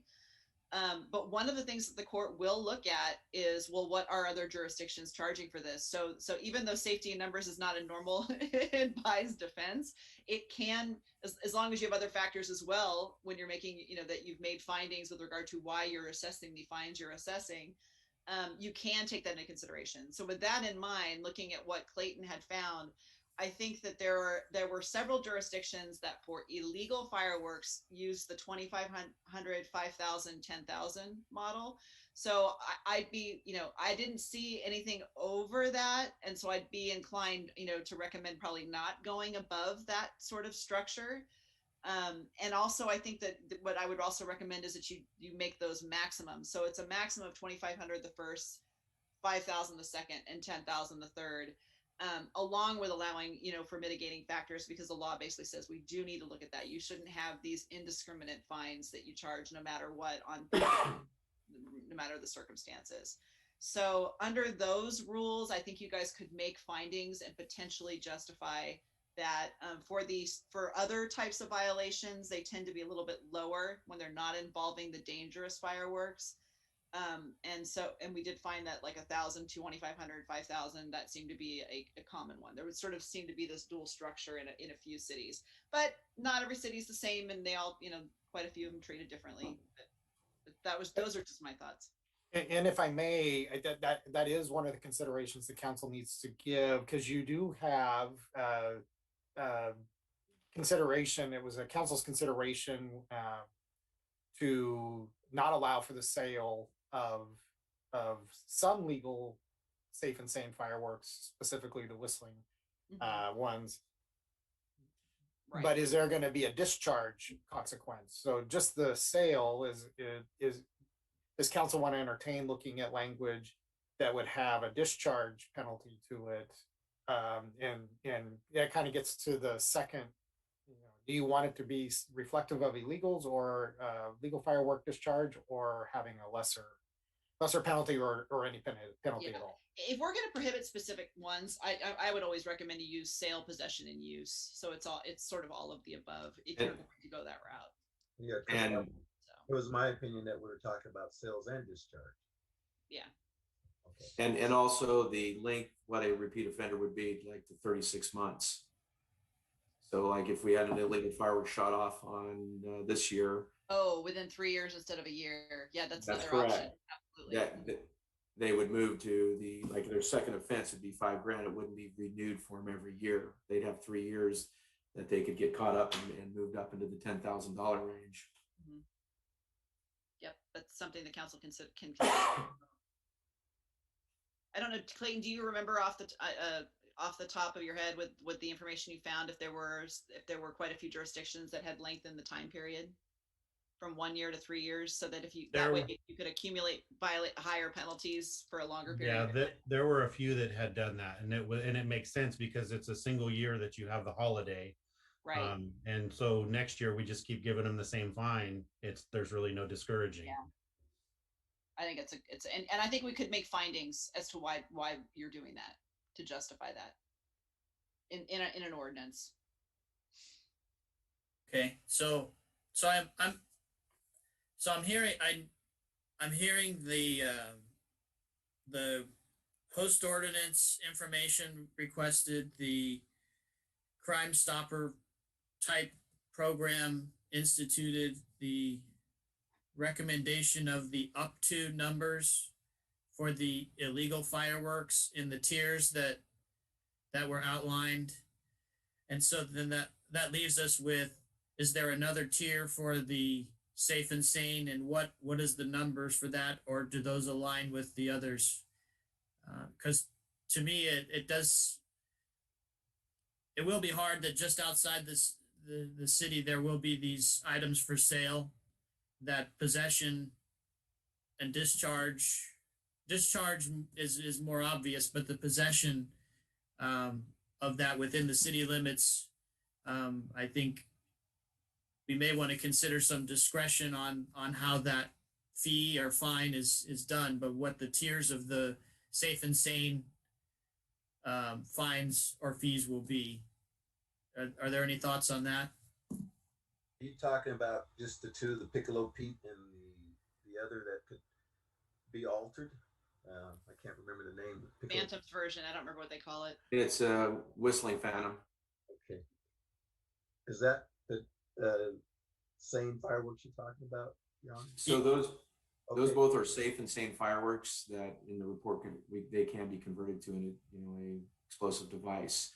My thought on that, if we say they're not allowed in the city, they're now illegal fireworks, so they'd be the same fine, as far as I'm concerned. So I just think because we just got report from the chief that they can be altered into something explosive, and I just don't think, if they're not safe, then they're not safe. If they're illegal, they're illegal. It's when drunk drivers, it doesn't matter if they're drinking hard liquor or beer, if they're insane or if they're drunk, it's illegal. There's an educational component that's in the enforcement portion of it that the task force will be looking into, and blanketing, for illegal fireworks. We would have to concentrate, since we would be the only ones, I think, in the area banning those, that Piccolo Pete and the Whistling Phantom. You'll see them sold on our borders, and I anticipate, people, even with all the education you put out there, possibly coming in with one of those, and being netted, if you will, or caught up in that fine like that. I wanted to make council aware.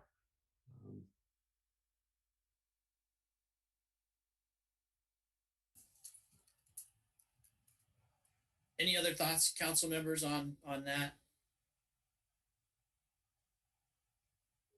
I did, since we did mention the up to fine, that perhaps if we wanted to let the fire marshal and the chief come back with what the up to on that would be, whether it's quantity based in possession or and as Councilmember Stowe said, if they discharge, then there could be the basic fee for discharging an illegal firework. But as far as having them, selling them, have there be some discretion with the up to portion, but having the fees aligned all the same with illegal fireworks being addressed on that same fee schedule with the up to language. Is anybody else have an opinion on that? I'll just weigh in real quick. I actually like the up. I mean, I think up to is language is good anyways, but it'll be particularly good if we're going to include the Piccolo Pete's in this category, because my understanding is some of them may or may not be able to be converted. So if they couldn't, so there may be a little bit less justification there for being able to assess a higher fine. But if we're able to knock it down under those circumstances, so. And they can only discharge safe and sane fireworks for a certain period, like the 28th through the 4th of July. So where you'll see that other come in is they're doing safe and sane discharge outside of those parameters, which is against state law anyhow. But we would have our fines as well to tackle that. And that would be a great tool to use. So, and Councilmember Stowe makes really good points with the Piccolo Pete's being able to be converted.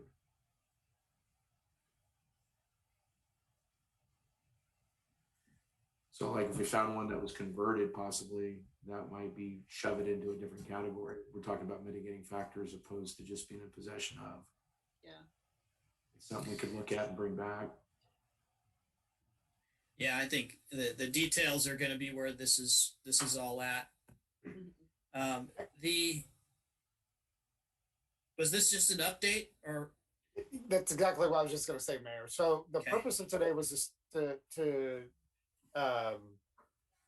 stimulate the conversation about direction as a draft ordinance is presented to you. We're working back, wanting to have something in place come the 1st of June, which would have which to achieve that would want to be having second reading of the ordinance, the second meeting of April, because of the 30-day effective date afterwards. So if we wanted this to be effective the 1st of June, so we wanted to be able to get some direction for the crafting of a draft ordinance that would be not necessarily for your first reading before you at your next meeting, but does this capture the discussion from this evening, and targeting the first meeting of April for first reading of the draft ordinance with second reading the second meeting of April, so it'd be effective by the 1st of June. Okay. And I think you've received probably enough direction, unless other council members, if you have one last shot at direction, but I think we've given some pretty good direction. We can highlight the areas too where we want you to focus if where we think there's still where decisions are clearly, obviously you'll have that ability on any of it, but we can highlight areas. For instance, sale, use, possession, sale or discharge. What do you want to do here? Those kinds of questions. We can knock out that stuff through a draft, your guys' review of a draft ordinance at the next meeting. Okay. Councilmember Stowe? Thank you, Your Honor. I'd just like to make one more comment. I want to thank Mr. Dingham and the chief for this report. It's very insightful, very informational. He did a very good job of bringing this to us, and I appreciate it. I agree. Thank you. Thank you very much. Thank you. Thank you. Thank you. Very good. So we'll have we will have the first draft, I guess you would say, not necessarily for first reading, but first draft of a modified ordinance before you, based on this direction. Okay. And in our follow-up meeting as well, the meeting with myself, Chief Norman from the county, and the Police Officers Association for Tulare County will have met at that point, and we'll have something from that meeting as well on the enforcement piece for the task force on how much we're going to be able to do this year and what that looks like. Great. Thank you. Okay. So we can proceed to item 12. Thank you, Your Honor. Next item in order is to consideration of implementation of an unmanned aerial system program. And with that, Chief Croto will provide the staff report. Now can I pull the item? Yes, sir. Thank you, Mr. Lawrence, Mayor, Vice Mayor, members of council. The Porterville Police Department has been in the process of developing an unmanned aerial system actually for several years. It's been slow going. We've just been doing periodic research. We've taken different related research, which including contacting Mr. Mark Hall of All Drone Solutions in Exeter. Mr. Hall is the leading provider and trainer for these unmanned aerial system programs in Tulare County, and he's been doing it for over 20 years.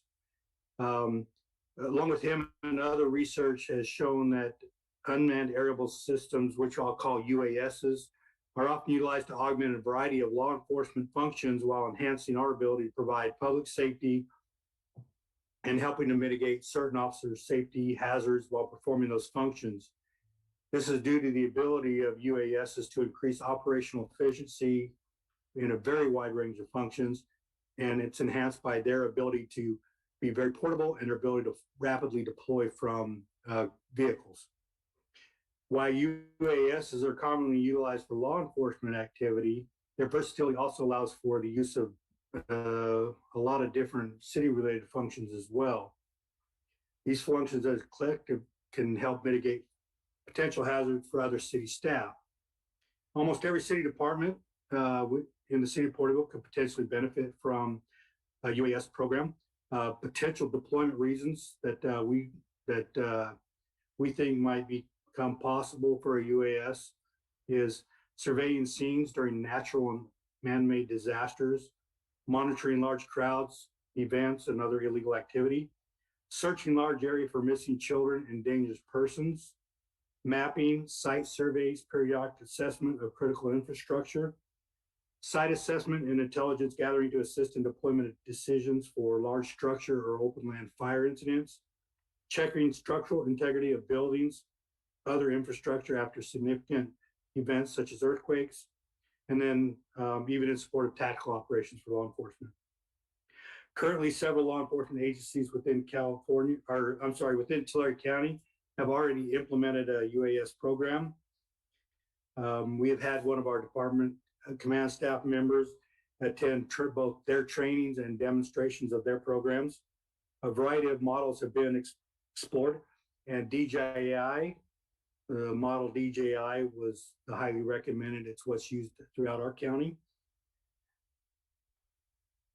The DJI models have a lot of adaptability depending on what environment it is needed in. It includes interchangeable attachments and thermal imagery for use at night. In addition, DJI has a mini UAS, often referred to as a tactical UAS. And that's just based on its small size and portability that can actually be used inside of buildings, both for tactical operations or even fire assessments in larger buildings without having to go inside. The department currently has, through our policy provider, Lexipol, a legal compliant policy on UAS operations. It is provided as an attachment and has been posted on our website as part of all of our policies are on our website. We'll also be developing an operations protocol guide with deployment guidelines that talks about when you can use them, how you can use them, that supports our legal policy. Additionally, the department also currently employs an officer who is a Part 107 certified operator. He gained his certification prior to laterally transferring to our department. Additional personnel in our department will be designated to become a certified operator and will obtain that 107 certification, which is basically the pilot's license, what they call a pilot's license. Additionally, it is the department's intent to obtain a certificate of waiver authorization, which they call a COA. COA might be going away, but what COA does, it relaxes the responsibility for law enforcement. I shouldn't say the responsibility.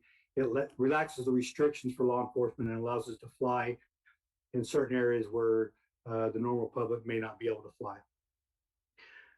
Based on the above, it is requested that the City Council consider authorizing the police department to implement the unmanned aerial system program. And again, this would be available for deployment for all city departments. Based on our research and in conjunction with the development of our deployment guidelines that we've already been looking at, it is requested the council authorize department staff to enter into agreement with All Drone Solutions for the purchase of 5 drones to include 2 day operation drones. These are drones that just have a high resolution camera. 2 night operation drones. These drones would include a forward looking infrared device to be able to look for heat signatures at night. You can't, obviously don't have the light to see. And then 1 tactical operation drone. And again, tactical operation doesn't mean it's always for law enforcement purposes. It's for use basically inside buildings if needed. We did only obtain 1 quote. We believe that All Drone Solutions, who we obtained a quote from, is a sole source provider. All Drone Solution has equipped and trained 15 different local police and fire departments in Tulare County and Fresno County. And he also outfits the Los Angeles Police Department SWAT unit. Using All Drone Solutions allows for more seamless mutual operations and training, because he does training in Tulare County. We would be able to attend those trainings with our allied agencies in this county. He's also available 24/7 with any tactical or any operational information that you may need, any problems that you arise. If also in the event that the drone is in need of repair, we don't have to send it off. We can drive it over and he can repair it right away, shaving on shipping costs and turnaround time. Also, that department research has shown that DJI is the preferred law enforcement model for a lot of law enforcement agencies. That's what they use as a DJI model. All Drone Solutions is the only locally authorized DJI distributor or repair facility. So based on all that, we're requesting that the City Council authorize the police department to implement an unmanned aerial system program and authorize the purchase of 5 drones from All Drone Solutions in the amount of $18,440.77, which is just 2 years ago, these amount of drones would have probably cost $40,000. They've come down and improved so much. And so with that, I'm open for any questions. Okay, thank you for that report, Chief. Any questions from council?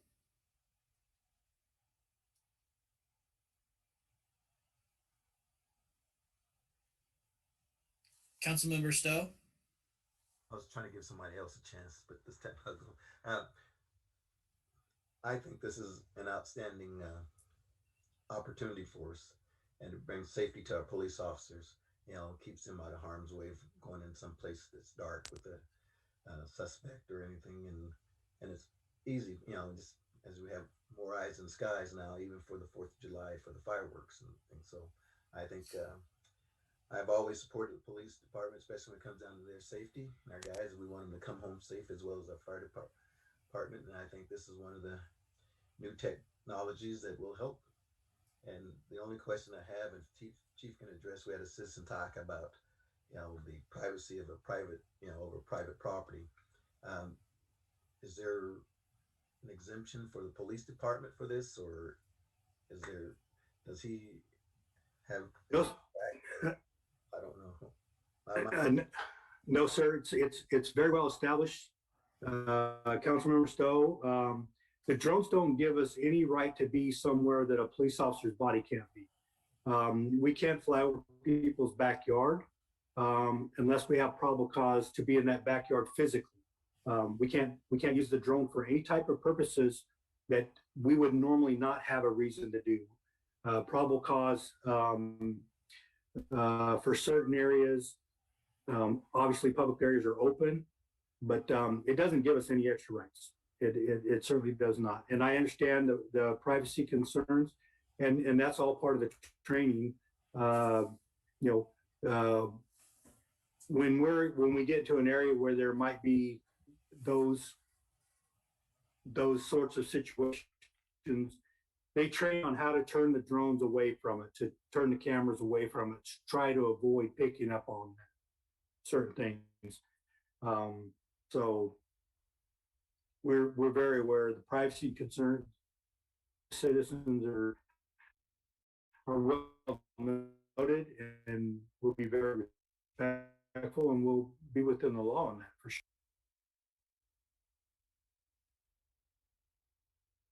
Okay, thank you. Mayor, can I? Yes, Councilmember Carrillo. Chief, I just wanted to thank you for this report and update. I wanted to say, you gave some really good examples here in the types of incidents that this would assist in. I feel very comfortable with that and actually would look forward to it. I did have questions about training and the vendor being a sole source. I could see why. And I think you addressed all the training and the policy and procedure concerns or questions that would be brought up. So I just want, and I feel like that cost is good for that amount of equipment. It's very good. I've already had conversations with Mr. Michael Knight and with Fire Chief Lapierre regarding the deployment of these. We already, Mr. Knight already uses drones sometimes for inspections. It's not just safety for us and for fire, but even for his personnel. They can get to places where he's going to have access. We've even offered a pilot spot to him or a member of his staff so they can use this drone. I mean, they'll belong to the city. They'll be operated out of the police department, but they will belong to the city. Parks and Leisure could use them to survey events, public events, if they want to get some good pictures or something like that. Open to the whole city. It's not going to be our ball, our jack still. We're going to share. Thank you. Councilmember Peñalosa? I think the Vice Mayor had hers first. Okay. Sure, Okay. Vice Mayor? That's okay. First of all, I want to express gratitude to the clarification of the privacy, because I know that that is important to a lot of members of this community. I think this is wonderful because I know that there have been discussions in the past to this regard about how can we have this available in our city. And while you see that the county, they have theirs, and the having to borrow maybe one or for certain things, but to be able to have what you call something for all members of the community makes it wonderful. So no, you answered a lot of the questions as others were asking, and it would be something I would definitely support. Thank you. Councilmember Peñalosa? Thank you, Chief Croto, for the comprehensive report on the drones. I think there's definitely so much good that we can utilize these drones for in the community, and technology is utilizing in ways that will benefit the public safety and go beyond just the public safety aspect, like you're saying. These drones can be used in many different ways to help us, whether it's through events, taking pictures. But more than anything, I think just looking at the bullet points or the points that of all the benefits, it just seems right. So appreciate you bringing it to our attention, and also glad to find someone local that we can support in the process. Thank you.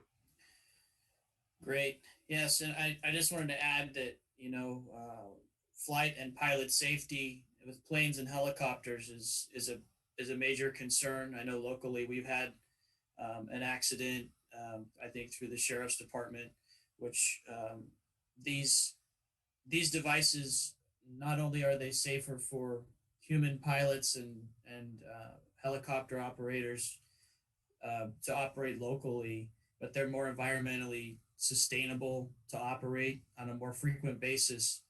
And I think that this technology is already being utilized by our department, it's just not always accessible in a timely fashion to be able to reap the benefits that it could offer, let alone the other things listed. As Councilmember Peñalosa suggested, that list of uses for other departments is quite impressive. So, And Mr. Mayor, if I could just add one more thing, it Please. reminded me of a conversation I had, and I apologize I didn't cover it. Sometimes the question is asked, and I just want to make it very clear to the public, along with the privacy things. A question that has been asked, and I've heard it been asked before, these drones do not have any type of weaponry, or I know people get confused sometimes, and when they think law enforcement and drones, there's no weaponry of any kind on these drones. It's merely the camera system. Oh man, I was gonna ask you to shoot one. Not a military drone. Yeah, I know. Not those types of drones. thank you for clarifying that. Mhm. Council, do we have a? Your Honor, I make a motion that we purchase the drones for the city and authorize the purchase from the All Drone Solutions in Exeter for the amount of $18,440.77. Councilmember, does that include the implementation of the unmanned aerial system program? Yes. Clarification. Thank you. I'll second. Okay, so we have a motion and a second. Unless there's any more discussion, we can call for the vote. Councilmember Carrillo, Aye. Councilmember Peñalosa, Aye. Councilmember Stowe, Aye. Vice Mayor Flores, Aye. Mayor Reyes. Aye. Passes unanimously. Thank you. Thank you very much. And when we have these up and going, we look forward to putting out the offer to attend one of our training sessions to anybody that would like to see them, how they work. Okay. Fantastic. Thank you very much. Thank you. I promised those in this meeting that I would have a short break at 8:30, and I know we're almost done, but I said that last time, and we went another 2 hours. So if you'll allow me to call for a brief recess, I think is 10 minutes too long? 5 minutes? Yeah, let's get it rolling, man. 5 minutes. 5 minutes? Yeah.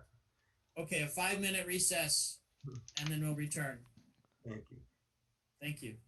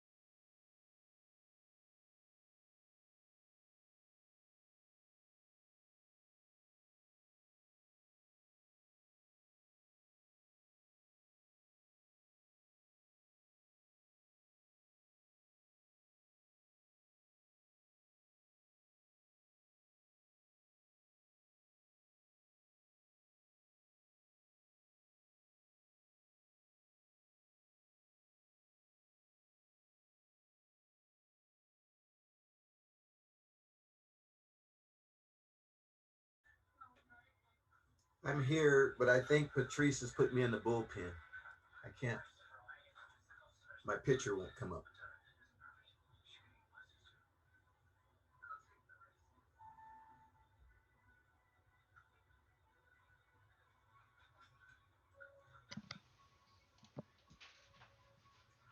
I am innocent. I apologize. that was me. I was. Oh, okay. Let me see if I can. I'm innocent. Sorry, Patrice. I should have never said. Oh, it still won't show. Oh no, you're on. There you go. Okay. Okay. Innocent until proven guilty. Sorry, Patrice. Okay, it looks like we're it looks like we're all back. So thank you, and we'll reconvene to the next item. Thank you, Your Honor. Next scheduled matter on order is to consider a planning session for CDBG substantial amendment to the 2020 Consolidated Plan, 2020-21 Action Plan, and 21-22 Action Plan, and use of CDBG funds and program income. And with that, I'll turn it over to Mr. Reitner. Thank you, Mr. Lawless. Honorable Mayor and City Council. The City of Porterville is an entitlement grantee for the Community Development Block Grant, also referred to as CDBG, and receives grants to the U.S. Department of Housing and Urban Development, or HUD. So throughout the presentation, I'll refer to them as CDBG and HUD. This entitlement provides the city with an annual direct grant to provide decent, affordable housing, a suitable living environment, and to expand economic opportunities, primarily for low to moderate income persons. In 2001, the city received a Section 108 loan to construct the Heritage Center. A Section 108 loan is an advance on future allocations that is often issued to complete a large project. The city is currently in negotiations for the sale of the Heritage Center, which was publicly noticed on August 8th, 2020.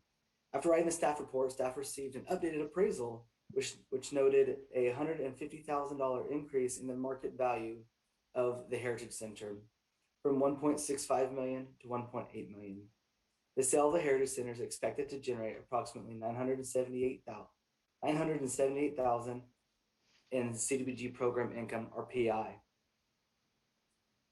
That is the amount that we would have after we paid off the Section 108 loan.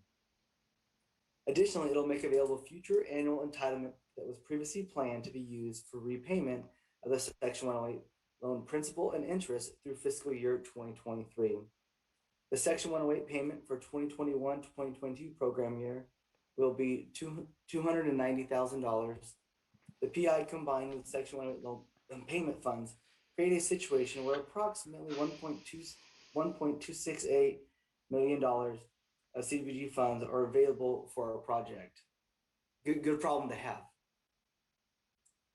The funds need to continue to be used on programs that meet the CDBG national objectives and also are used in an approved census tract, which included 38.02, 41.01, 41.02, and 39.01 for the 2021-2022 program year to remain compliant with CDBG regulations.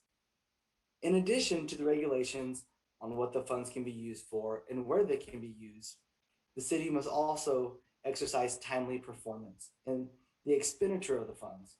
In accordance with CDBG regulations 24 CFR 570.902, the city must have a balance no greater than 1.5 times its annual grant that's remaining in its line of credit 60 days prior to the end of the program year. In order to meet this performance measure, the city is required to expend and draw funds within their, we call it IDIS, it's the Integrated Disbursement Information System. It's the reporting system for CDBG.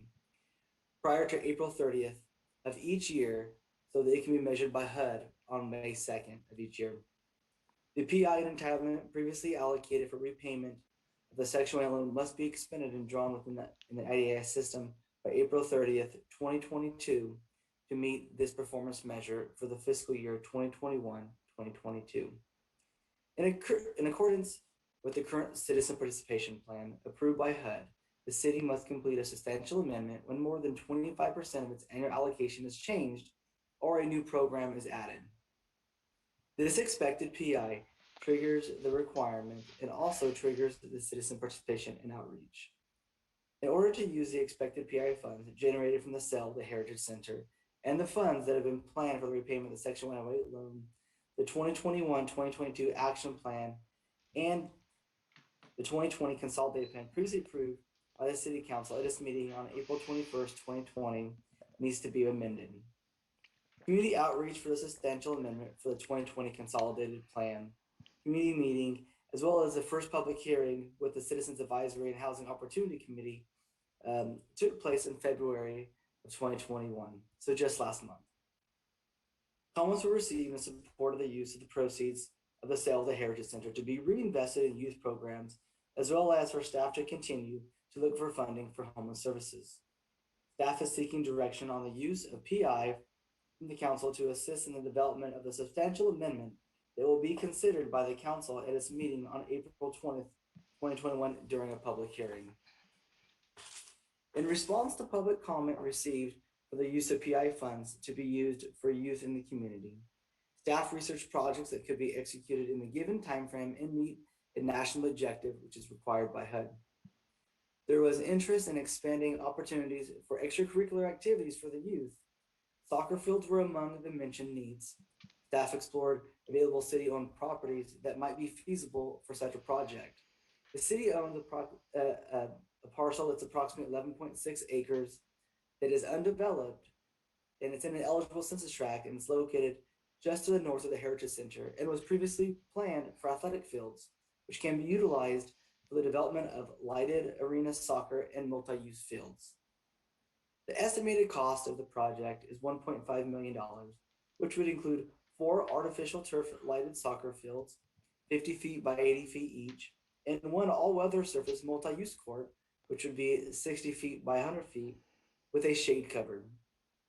One concept that is being explored is for the multi-use court to be reserved for the youth center students after school during normal youth center hours of operation. Mr. Moore is on the call and he is available to answer questions as we wrap this up as well. But I want to mention that some of the site amenities would include restroom, concession, storage building, spectator viewing, and scoreboards. An estimated time frame for this such a turnkey project would be for design to take place in July and August, site preparation in August and September. The production of the all-inclusive turnkey operation would take place in August and October, with delivery being in November, installation taking place at the end of the year in December, and then a check-in in February. The project would be turned into a multi-phase. The project could be turned into a multi-phase project, spanning over several years, by potentially adding future CDBG entitlement funds and other funding sources that can be leveraged, such as Measure R funds. Some examples of future site amenities could include bike pedestrian, trail or track around the perimeter of the area, additional arenas, a team warm-up area, and a fitness challenge course. In addition to the PI conversation, staff is also seeking direction on the reallocation of the funds for the 2020-2021 Youth Center program in the amount of approximately $110,000, which will need to be expended by June 30th of this year. Due to the governor's executive order N-29-20, school closures and social distancing measures in response to the coronavirus pandemic prevented this activity from taking place. The 2020-2021 action plan included a contingency language which directed unexpended funds in this category at the end of the term to be added to the first-time homebuyer program. However, oftentimes this number is much smaller for these contingencies. This amount is much larger than the typical remaining funds. They can be moved with a contingency clause. Therefore, staff included this item in the substantial amendment to give the community and the council an opportunity to provide input and direction. Due to the limited time remaining to expend funds, staff recommends that the funds be reallocated to a revolving account, such as business assistance, including programs funded by CDBG-CV, or the first-time homebuyer programs. These revolving accounts will not require that those funds be fully expended by June of this year.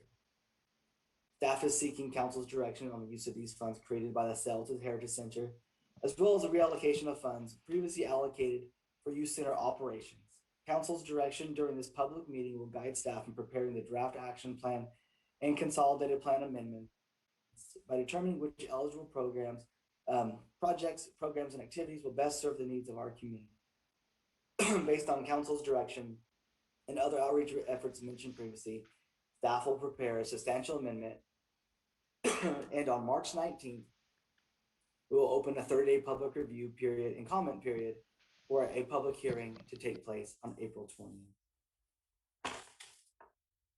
Staff's recommendation is that the City Council provide direction on the use of CDBG program income derived from the Sarah Heritage Center in repayment of the Section 108 loan. Also in providing direction on the eligible CDBG funds that would have been utilized for the Section 108 payment included in such project. In addition to providing direction on the reallocation of the 2020-2021 Youth Center program funds. Staff's available for questions, and I know Mr. Moore is available for questions regarding the specifics of the project as well. Thank you. Great. Thank you for the report. So council, it's not every day we have an item like this cross our agenda. Are there any comments that you have or questions for the staff?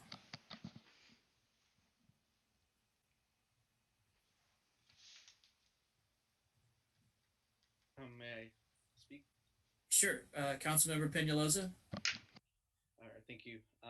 I would say that I looking at just the portion of the Heritage Center sale, the timeline that exists, I think just makes it a little difficult to really think through of long-term projects that we can put that money, because we have a deadline of when we can spend them, right? So I do appreciate the recommendations that have been given for the fields and investing back into the youth, and I appreciate them staff providing that they did survey and they did the meetings and got feedback from the community stating that this is where the money should go. I think that one of the questions that I had in terms of the fields and the multi-purpose one as well, are the soccer fields going to be exclusively soccer fields, or is it are they going to be able to be converted into a different purpose as well? I'm just curious to know about that. That's a good question. The soccer fields could either be artificial turf or a multi-use surface, and whichever one they could be multi-use. So even to the extreme of doing, say, like a senior citizen aerobics class in the morning. So it doesn't even have to be your traditional sports, but they definitely are multi-use, either with the artificial turf or the all-surface flooring. Yeah. Okay. Awesome. Yeah, because I know that if we can get it to be a multi-purpose use as well, I think it would be beneficial for us to think about that. But yeah, that's pretty much it on my end. Thank you. As a follow-up question, just to Donnie, how easy is it to interchange the surfaces from turf to the multi-surface? They wouldn't be interchanged. I'm sorry. Like okay. once we picked an arena surface, it would stay that surface. But but we've talked about both surfaces, and so you could do a mix of 2 artificial turf and 2 multi-use or 3 multi-use. But yeah, once the arena goes in with the one surface, it would stay that surface. But they definitely can be striped for multiple sports, especially the multi-use surfacing. You could put basketball lines, volleyball lines, pickleball, multiple sports you could do. Good. That's the comment I was going to make. The large soccer field, what surface is that going to be? Is it going to be artificial grass as well, or? Well, this is just one concept we put before you tonight, but the ones that we put before you, the 60 feet by 100 feet is the large arena, and that was going to be the multi-use surface, and that could also make it a little more flexible for if the youth center was going to have access to it after school, then they could do multiple sports, or they could even bring in like a table and do arts and crafts on it, or whatever. There's tons of different opportunities for that. But in what we presented to you, the largest arena was going to be the multi-use, and the other four were going to be the artificial turf. I like the idea of having multi-use. I mean, we can put, I think, goals as we did at Zallett Park on the outside of the fences, and paint and put a pickleball court in with the pre-drilled holes for the netting, because a lot of seniors are now starting to play pickleball, and that game is picking up, around here in the valley. So I like that concept, to tell you the truth. Yeah, if you can see, are you able to see the screen? Yes. Okay. So that's just, there's just a couple quick slides here just to review. This would be the two artificial turf fields.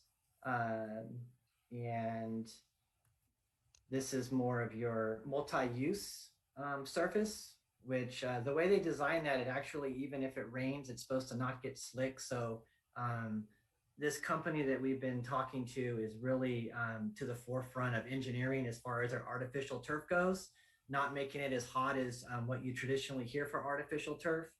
And then this is a new engineered multi-use surfacing that isn't supposed to be as slick even in the rain. So, but you can see the different striping on this court. You can see the basketball court, but this actually could also be used for arena soccer and a bunch of other things. So, and then this just shows you an example that they do come with LED lighting. And so that's part of the package that you purchase. So that just shows you the lighting, where we would propose these at the Heritage Center. If that was the site chosen, there is the parking lot there that was constructed initially for some athletic type fields that Mr. Ridenhour referred to. And then this is just the overhead view of the Heritage Center site. And that just gives you a rough idea of the amount of space that it would take for those 5 fields. And then all the extra potential for expansion that you could do, a lot of different things with as you get more funding. And the other really unique thing about this site is the opportunity for using multiple funding sources, with the trail that Mr. Lawless has referred to in the past being in proximity, just opens up a lot of different opportunities. So just another unique thing about the site. So, and this is the last slide, I'm sorry. Just the, also it just shows that it can be done in 6 to 8 months, completely ready to open for the public. This just has an example of the field on the left has the big bleachers there. So if you put a complex in like this, I don't know of another one in the valley. It'd be so unique. So the potential is there if the city really wanted to host tournaments down the road. I mean, this would be so popular, and to potentially have maybe one field like your showcase championship type field is what they did with this site here. And another thing that you can see, there's a few logos around midfield. And so all these walls around all these arenas, if you wanted to, they're 100% brandable. So some places have been using it not only as a revenue generator to bring in tournaments and leagues all the time, but also if you really wanted to sell sponsorships on your walls, you could do that as well. So just a potential for that. and we have enough money to do all this? Thanks to the estimated cost is $1.5 million. As noted in, it looks like we're going to have on just the program income and the funds that were been prior allocated for the Section 108 repayment. We have a little over $1.25 million. But with saying that, there's additional funds that we have that we can look for as we go to adopt the action plan for next year. That essentially one of the things that we typically allocate about $100,000 to parks or parks improvement. This would be considered a park improvement. So those funds could go there.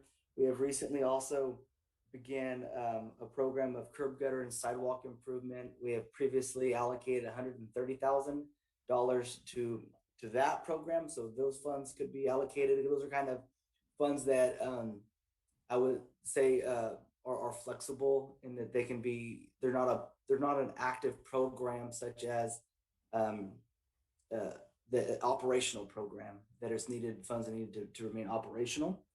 As well as we were notified today of our new funding level, which was looks to be a little around $20,000 more than it was prior. So long-winded answer to council member, I believe we can find the funds. And there also, we can leverage funds as well for other funding sources, but I believe we'll be able to pull together the money to make it happen. Okay, and I'm gonna ask my last question, I think. Now, the remaining property, the portion of that's for a baseball field? I'm just asking. I mean, we made the promise. As a city, we made the promise. That's the direction of the council. But we do have enough property there for a baseball field, right? I don't know. I've not spec'd it out, Donnie. But Haven't either. That'd be about, I think it's 400 feet by 400 feet or so. I'm talking about 3 acres roughly is a projection for a baseball field. I think Mr. Ridenhour said about 11 and a half acres at that site. I haven't been with an architect yet as far as the layout of that potential multi-use there, multi-sport. We can sure look into it. Something you may want to consider. I've seen this in other. When I was in Washington D.C., I saw a multi-use field, which was a soccer field and a baseball field overlaid one another with striping. The only downside, unless you want to do what Oakland did, where you have baseball and football that play, and then I mean it can work. But the fields I saw in DC didn't have any dirt to them. They were just marked as baseball. But you can do, I mean, at the professional level, they do both. Yeah, but they have someone to take care of the grounds, and they have someone to take care of the grounds and the infield. You know, but that'd be awfully hard to do. Well, that's why what I have seen, and I saw it in Washington D.C., was an overlaid baseball field over a soccer field on artificial turf. It just didn't have the dirt infield to it. Then we've had essentially, as I noted it in the report, 3 years remaining on our Section 108 loan, and so we would have those payments. We're looking roughly in the mid $270,000 range. In the last 6 years, as you looked at our CDB entitlement, it has consistently gone up, not terribly amount, but it has gone up year over year. So I would expect that we would have grant funds to be able to, at the pleasure of the council, as we develop these action plans yearly to meet the goals, could look at a project annually, probably in the range of 300,000, maybe a little bit more, depending on the funding year, to make improvements to grow such a project. And I was speaking with Mr. Moore. He had many ideas, and so we could look at seeing what it would cost to develop a baseball field there, and those funds would look like. Thank you. That's what I was going to ask. You know, he asked this company what it would cost to do a baseball field. Maybe they'll give us a discount if we did them all at the same time. Yep. we can find. I can check and see if this particular one would do full-size baseball fields. I can check on that. They're called Urban Soccer Park is the company right now. So they're specializing in the soccer fields right now. But since they lay the artificial turf and are into the multi-sport, fields, and they might branch out to that, we could check. And full disclosure, we would go out to bid. We're working to get information from somebody to be able to bring something forward, but we would go out to bid.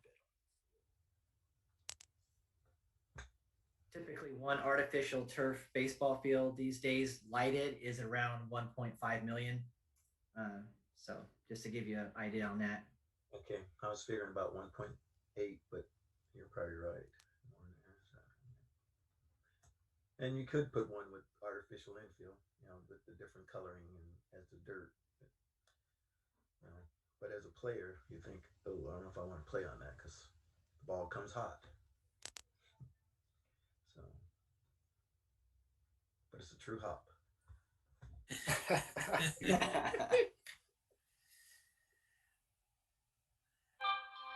Any other council members have any questions or comments? Mayor? Yes. I don't have any questions. It's just a comment that I'm very pleased to see the project that is placed before us, especially when it's an emphasis to be used for the youth in the community. It's something that probably is long overdue, and hopefully it's something that will come to fruition very soon.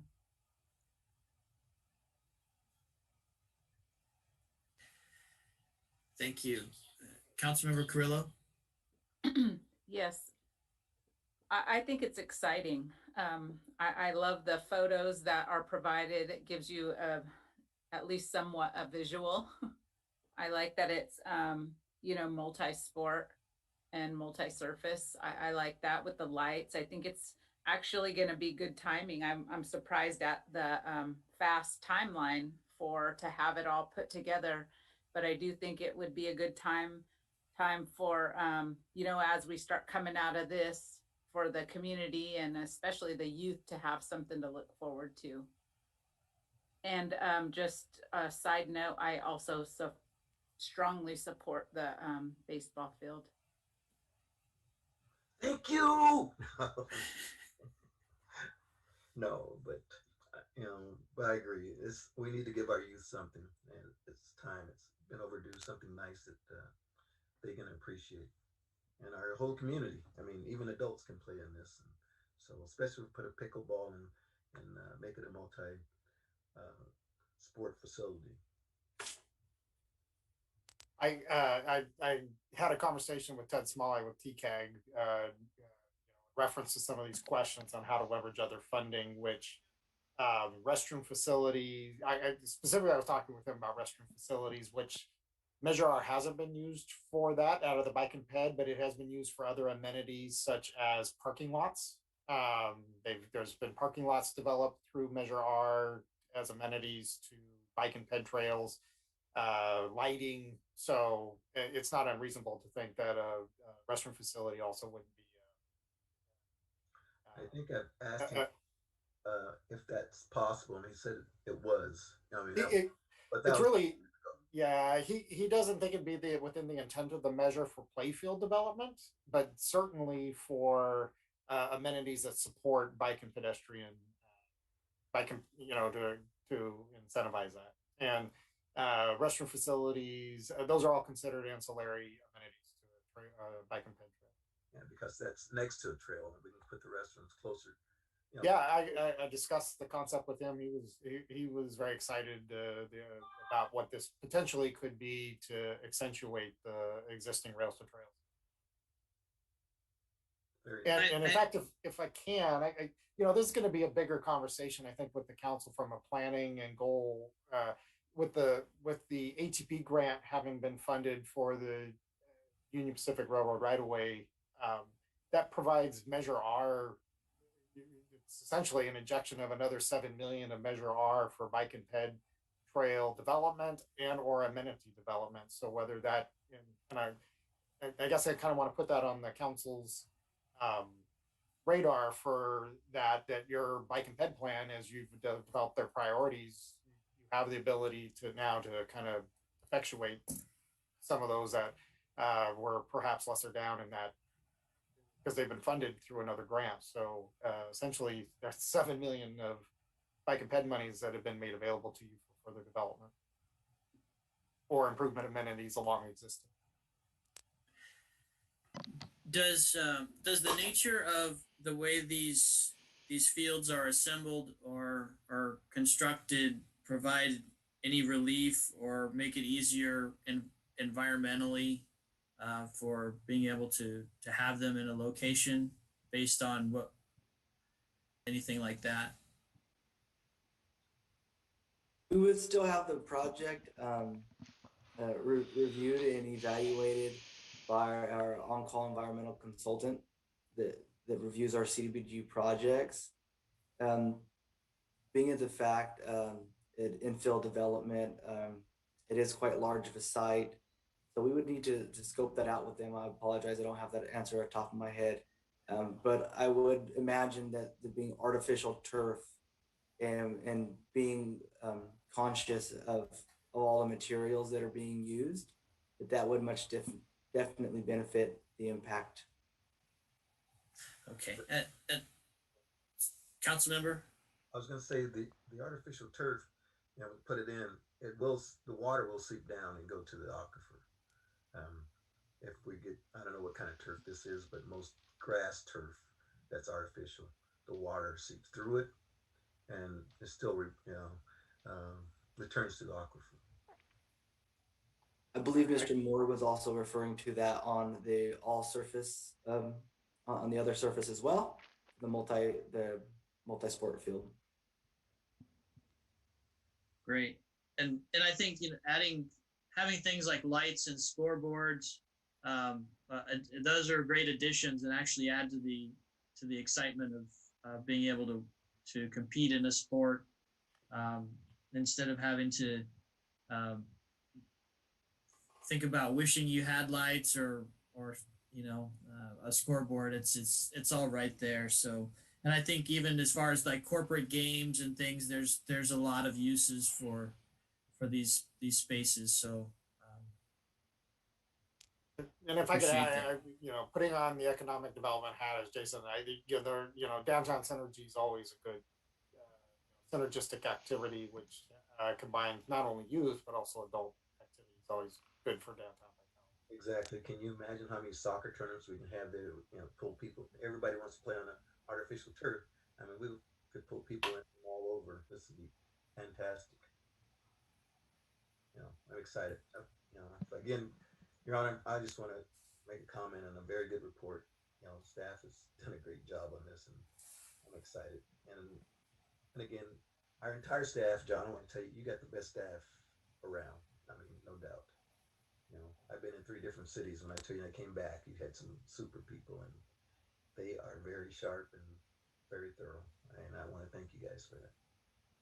I appreciate that. And that kind of goes on, this has taken 2 years to get here. Like, that's the unspoken. I mean, working through HUD and kind of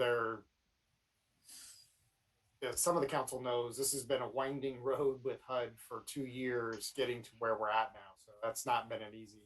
I appreciate Mr. Ridenhour, Ms. Byers before, Claudia Calderon, all of the work they've been. I mean, just to kind of tie this all together now, in terms of how we and there's just I really can't foreshadow that enough. That in goal setting, there's some real opportunities to how can the community be better served with a number of resources being leveraged together.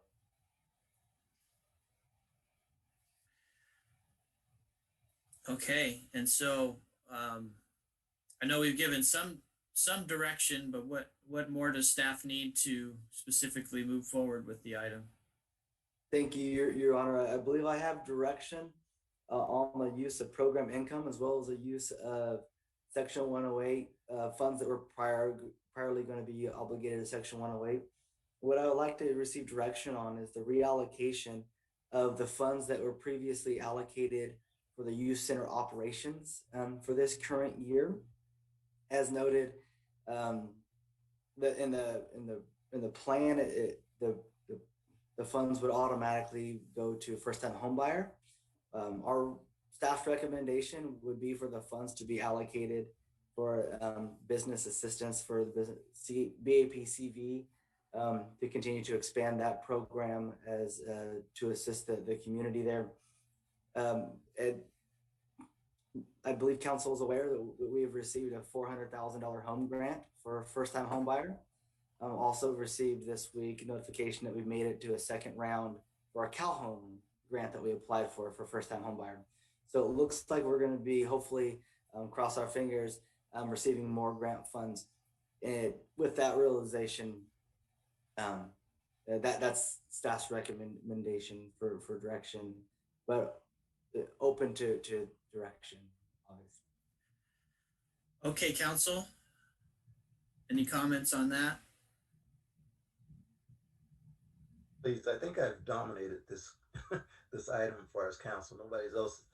I don't think I've given anybody else a chance to speak. So I'm for that, but I want someone else to jump in because I don't want to dominate the whole. You're in luck because I think Councilmember Peñalosa is ready.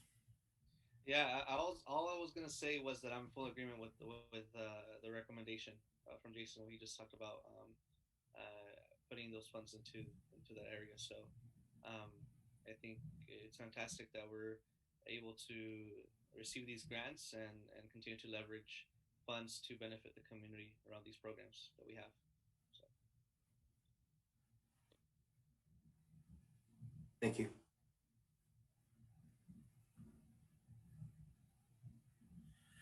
All right, any more, or is that sufficient direction? So that would, just to clarify, so that would go into the business CD program? I'm okay with that. Is that consistent, Jason? Yes, that would be for business assistance, and we would use it for BAPCV. Okay, great. Which I believe is a program we're kind of oversubscribed at the moment. Is that a fair estimate? Correct. Based on current applications and contacts with businesses and with agencies that are in conversations with us, right now we lack $36,000 to fund them all. So it's kind of, that would be helpful in terms of helping out that particular program. Correct. Sounds like a perfect fit to me. Thank you for the direction. Thank you. Thank you for the great item.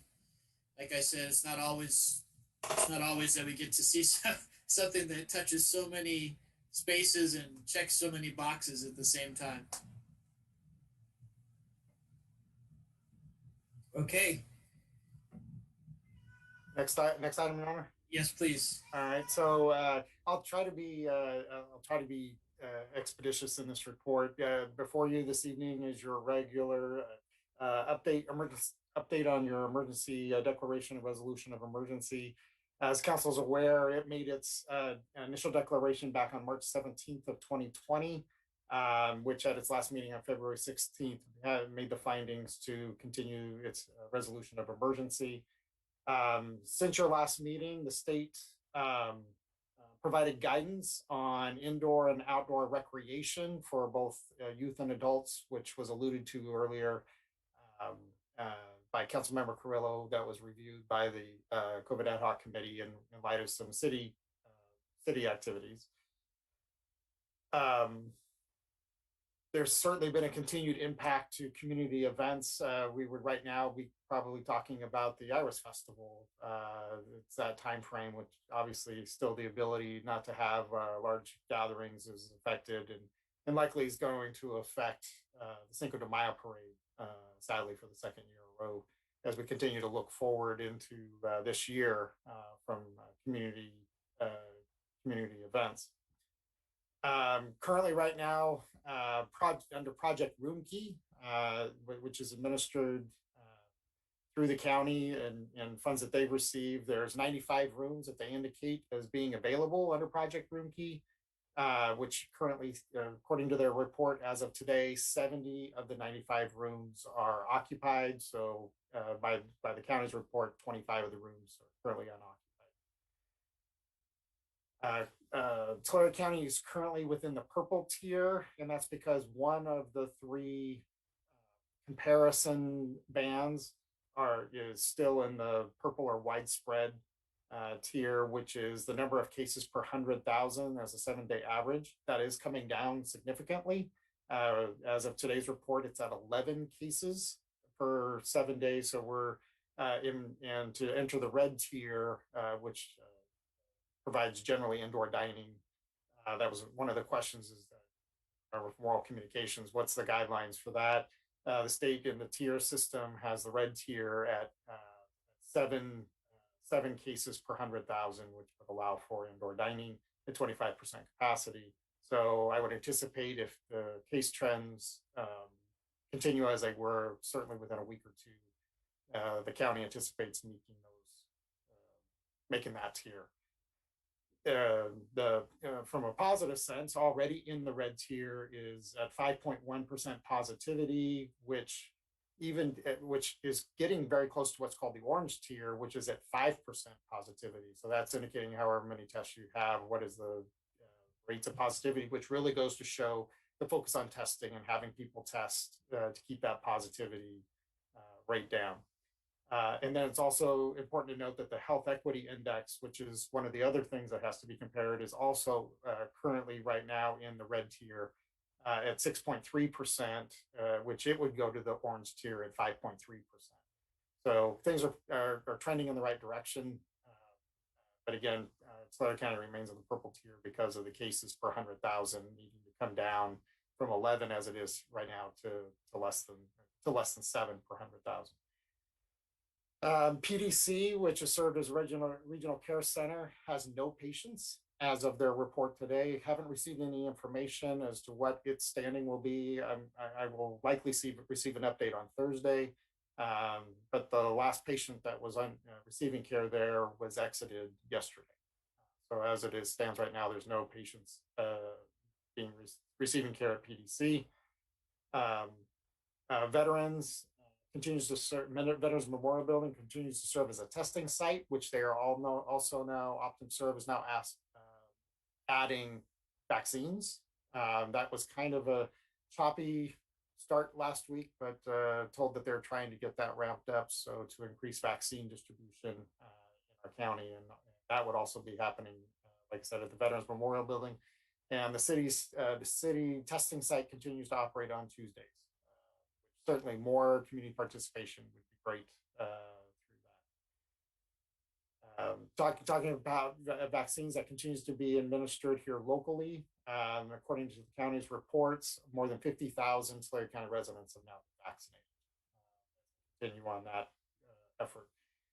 I'd previously talked about Tulare County being allocated $13 million directly from the federal government for rental and utility assistance, which the county's made its determination to combine its $13 million with matching funds from the state.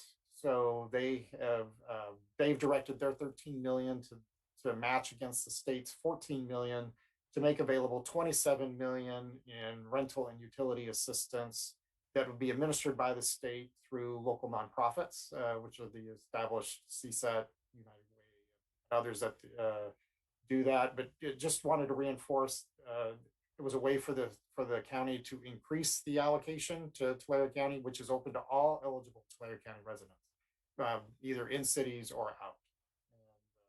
And that's under what's called SB 91. Also, since your last meeting, the governor legislation was signed by the governor known as the Golden State Stimulus, which was $9.6 billion, which provided in large part for individual and family financial support, but also incorporated additional small business assistance, over $2 billion for that. So we'll look forward to further information being made available as that relates to small business assistance. And then finally, as you've I'm sure read, the federal government is considering a stimulus recovery package of 1.9 trillion, of which currently 350 billion is allocated for states and local governments. According to a spreadsheet that was released by the National League of Cities right now, Tulare County would receive under that formula $90 million. And the city of Porterville, by its allocation, would receive 20.7 million under that allocation. So that concludes my report. I did want to mention one other. There is and I believe it's going to be taken up by the Tulare County Regional Transportation Agency, which is discussions about providing free fares for folks needing to get vaccines across our county and how they get to testing facilities. So at the next meeting of the TCRTA will be a discussion, I understand, about providing free fares across our county and getting those that need transportation to vaccine sites. And I would say with that, that's my report. Happy to answer any questions. Thank you for that report. Are there any questions from council members?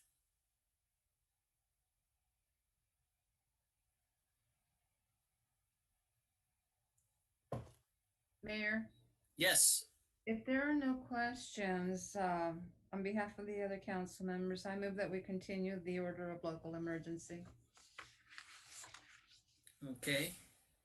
We have a motion. Do we have a second? Councilmember Stowe, is that a second?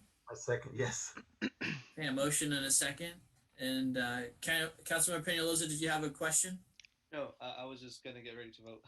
Okay. Yeah, I just was gonna hearing the information. It's important. It's kind of like a marathon. That last mile is the hardest mile to run. So the testing that we've been helping with is definitely more crucial now than ever. We just keep going, and I'm glad to see the numbers going in the direction that we want to see. So with that, we can call for the vote.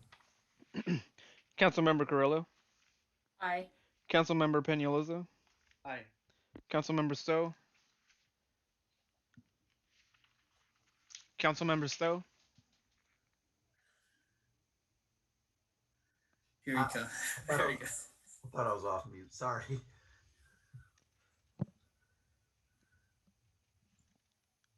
Councilmember Stowe, did you? Aye. Sorry.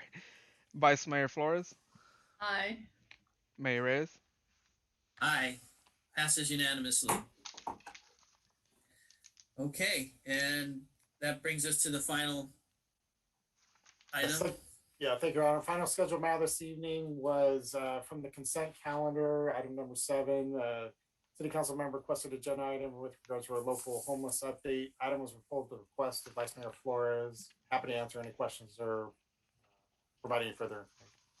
Thank you, Mayor, and thank you for that. Reason I pulled the item was that it was unclear as to what the request was. It's only to consider a local homeless update.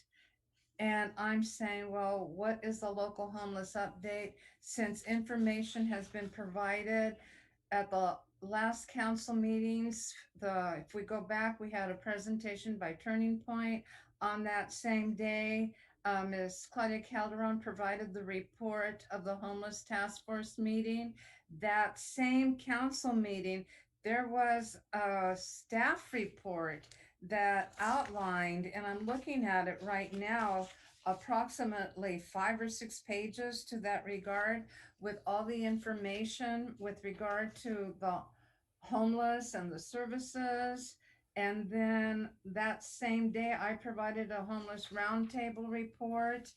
Then on the following council meeting, there was a report for the Local Initiatives Navigation Center Committee. So this item is not clear as to the purpose of the scheduled matter.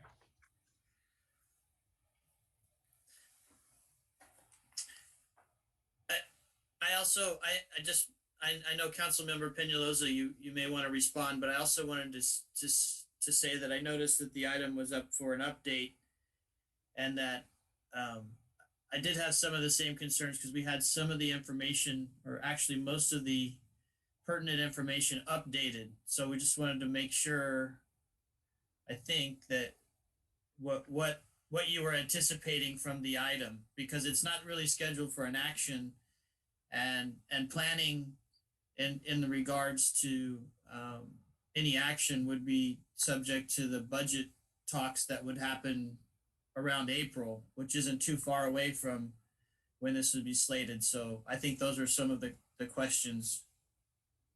No, yeah, and thank you, Vice Mayor and Mayor, to bringing it to the attention to get clarification. So, I appreciate all the reports that were given. I think I was being more specific to for me, it was more about what's going on at the Tule River and what's in what's going on with the sheriff and the eviction notice. And I didn't know if it was with the sheriff or with the chief or how we could figure out to just get that information. And I was just looking at it from a preventative standpoint, just like an update of what's going on the ground with that, because at the end of the day, even though from my understanding, there's private property there and people are getting, got notices. There may be the potential that, well, from my understanding, there's more people that got notices. So I'm trying to figure out, like, how do we as a council just get the update directly so that we're on the same page and we understand what's going on. And it just to keep in mind that if people are going to be displaced, these folks are going to come into the city. And so I just to have that in the back of our head, if it's going to happen, then at least we're update and we know what's going on, because as of right now, I'm still conflicted of what I'm hearing, and it's going to impact the city one way or another. And so instead of waiting until it happens, then we can at least know what we can anticipate from what's really going on on the Tule River. So that was kind of the specific was going to be what I was looking for. An update was for us as a council to receive that information as to what's really going on with the conflicting reports that I'm hearing as a council member from the homeless community and then from the sheriff as well. And so I wanted to get like that direct information for us to just know what's happening and how we can just keep an eye out for possible, dozens of people getting evicted, and maybe those folks will just come into the city. And if we don't have anything to provide for folks, then how are we looking for proactive measures down the road, right? But just kind of that conversation, just of an update. So that was more or less what I was looking for. But totally, if the council feels that it's not something we need to do, I will, concur to what the direction of the whole council as a whole body decide to do. So, but that's more or less, I don't know if that's kind of makes it a little bit more clear of what my intentions were with that item. Okay, Councilmember Stowe. Yeah, I just want to mention to the councilman, I can appreciate what you want, because you're asking about, the law enforcement of the homeless and predictions of what may happen, so we can be proactive. But in the past, whenever we had a situation like that, that's a potential that may come up, our police chief's been very good about informing us of this. So I'm not sure if we need an update, because when we need to know something, he usually tells us. And I don't know if that's enough for you, but he's been very good about informing us what could potentially happen. Yeah, and I think that Councilmember Stowe, that if that's something that's bound to happen, for sure. I know he does the chief does provide reports to anything that's happening. So if that's the sentiment of the council, I don't mind pulling this withdrawing this item and just allowing for us to have the chief eventually, when something does happen, then we're made aware of what we can do. But yeah. I can appreciate your concern, because I have the same concern. But our city manager and chief, they've been very informative to us, and so we can be in front of this, when the time comes. I don't think we need a monthly or weekly or update until something, because I trust their judgment, and they've always had good judgment of informing us when potential problems. If I might suggest, So what we're discussing is an activity outside the city, outside of the jurisdiction of the police department. If it's this kind of, if that's really the interest that wants to be pursued, I'd recommend inviting the sheriff himself. If the council wishes to have the update, that not be secondhand information from the police.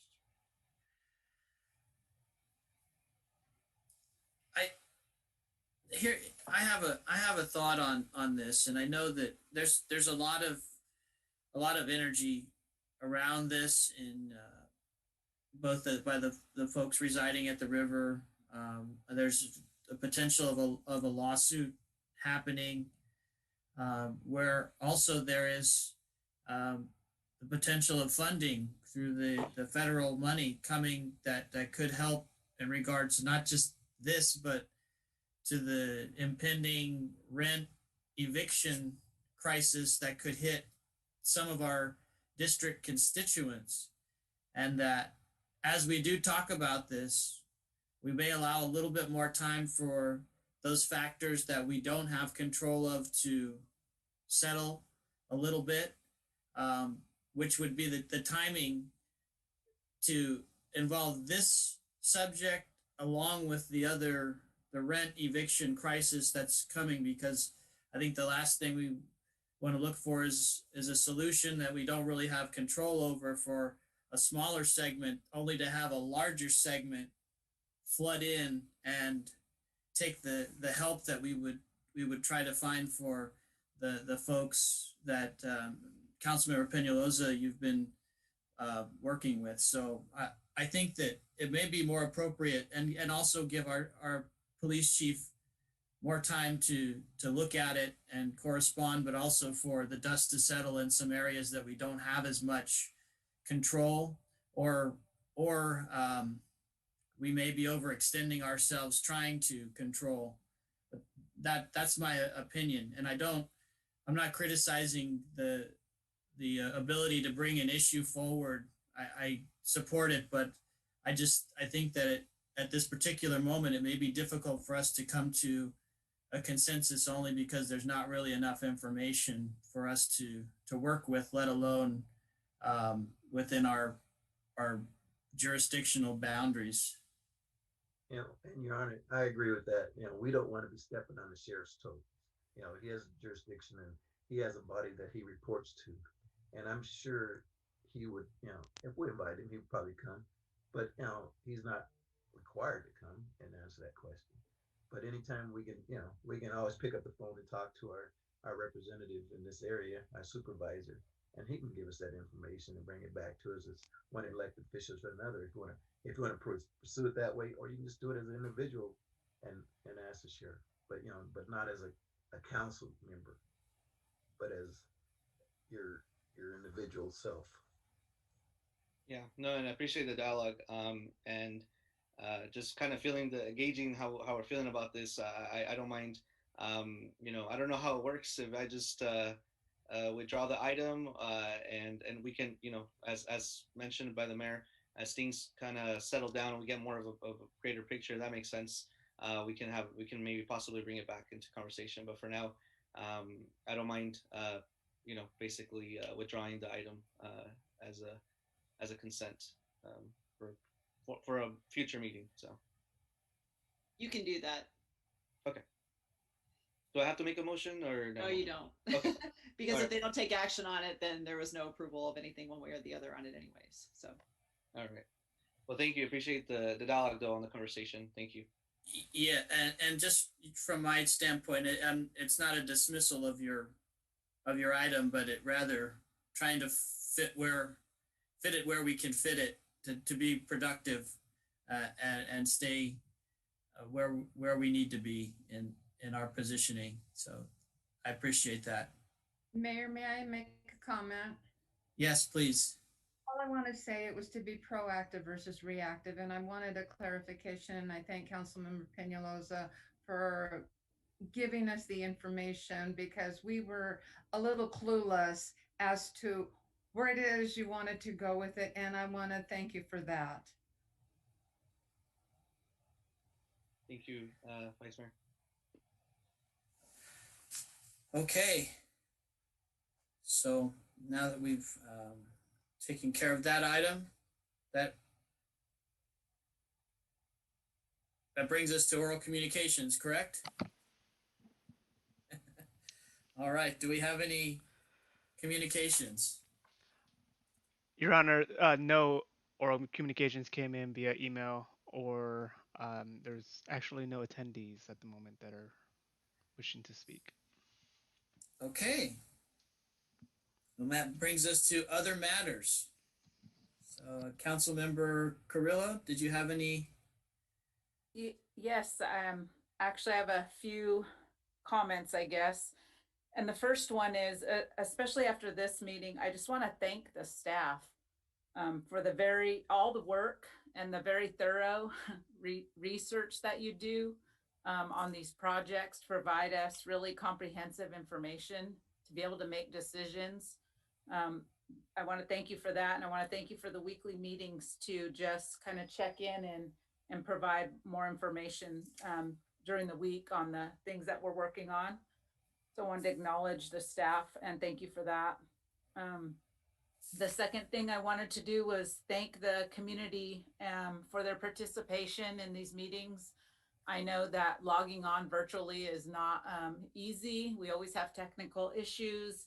It's not easy to speak in front of even virtual people.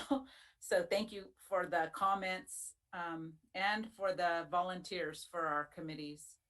And then the third thing I just want to say is I want to make an announcement, a personal one, I guess, that I had my first grandbaby. My daughter had her baby, he's just over a week old now.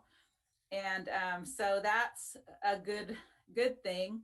But part of the reason I wanted to mention that is because it just reminds me, and I would like to share that with you to, just remain hopeful at this time. And thank you, Mr. Lawless, for the update on the tiers. It maybe doesn't sound totally hopeful, but it feels that way. And I mean, even the, increased testing and our cases are starting to go down and things like that. It's good to see that there's no patients out at the hospital, and that down here, we don't have our hospital's not full. I mean, that's something I watch all the time and it's very worrisome. So I just share that announcement with you all because, so we have remember to look at those things that we can be hopeful about. And that's it. Okay, thank you. Mm-hmm. Councilmember Stowe?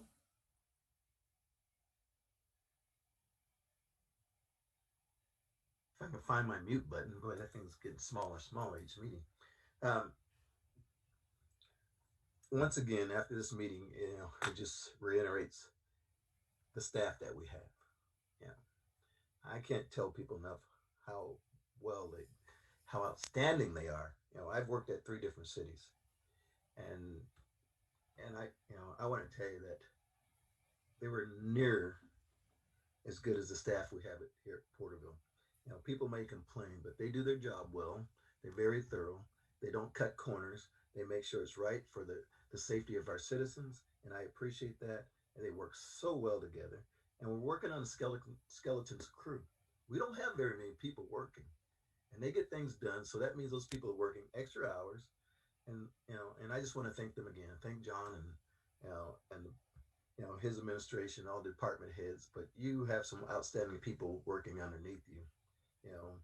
I go by facilities, they're looking better, and people are just they're doing a job, and rarely, I don't know how many complaints come into the city manager's office, but I used to get calls, quite a few calls, and I'm working at other cities because of this, but rarely as a council person, I haven't got very many calls at all. And I appreciate that. And then that's because, the efficiency of the staff, the expertise, and I really want to thank them.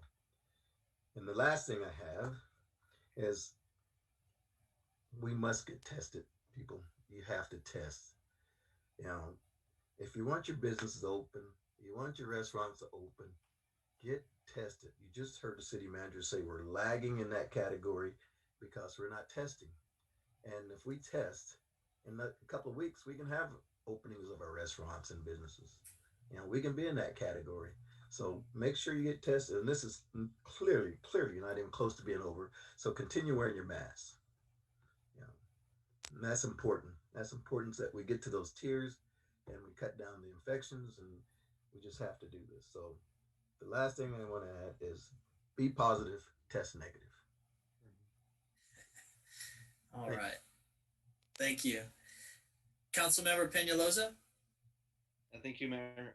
Yeah, I just want to, I just can't believe how quick the year is already going. We're already in March, and it's, it's this month is Women's History Month. So, just I hope that we all can research the amazing women in our country and internationally, and just recognize them and learn a little bit more. So my hope is this month to learn a little bit more about some amazing women that have done amazing things in our history. So the other thing is, I know I had the opportunity to virtually join Westfield Elementary School, and I know I did see the vice mayor's and the mayor's name on the list, and I got some amazing transitional kindergarten. They weren't even kindergarten yet, and I was just like, it was just the energy was so it was so sweet, and it was just so cute just to see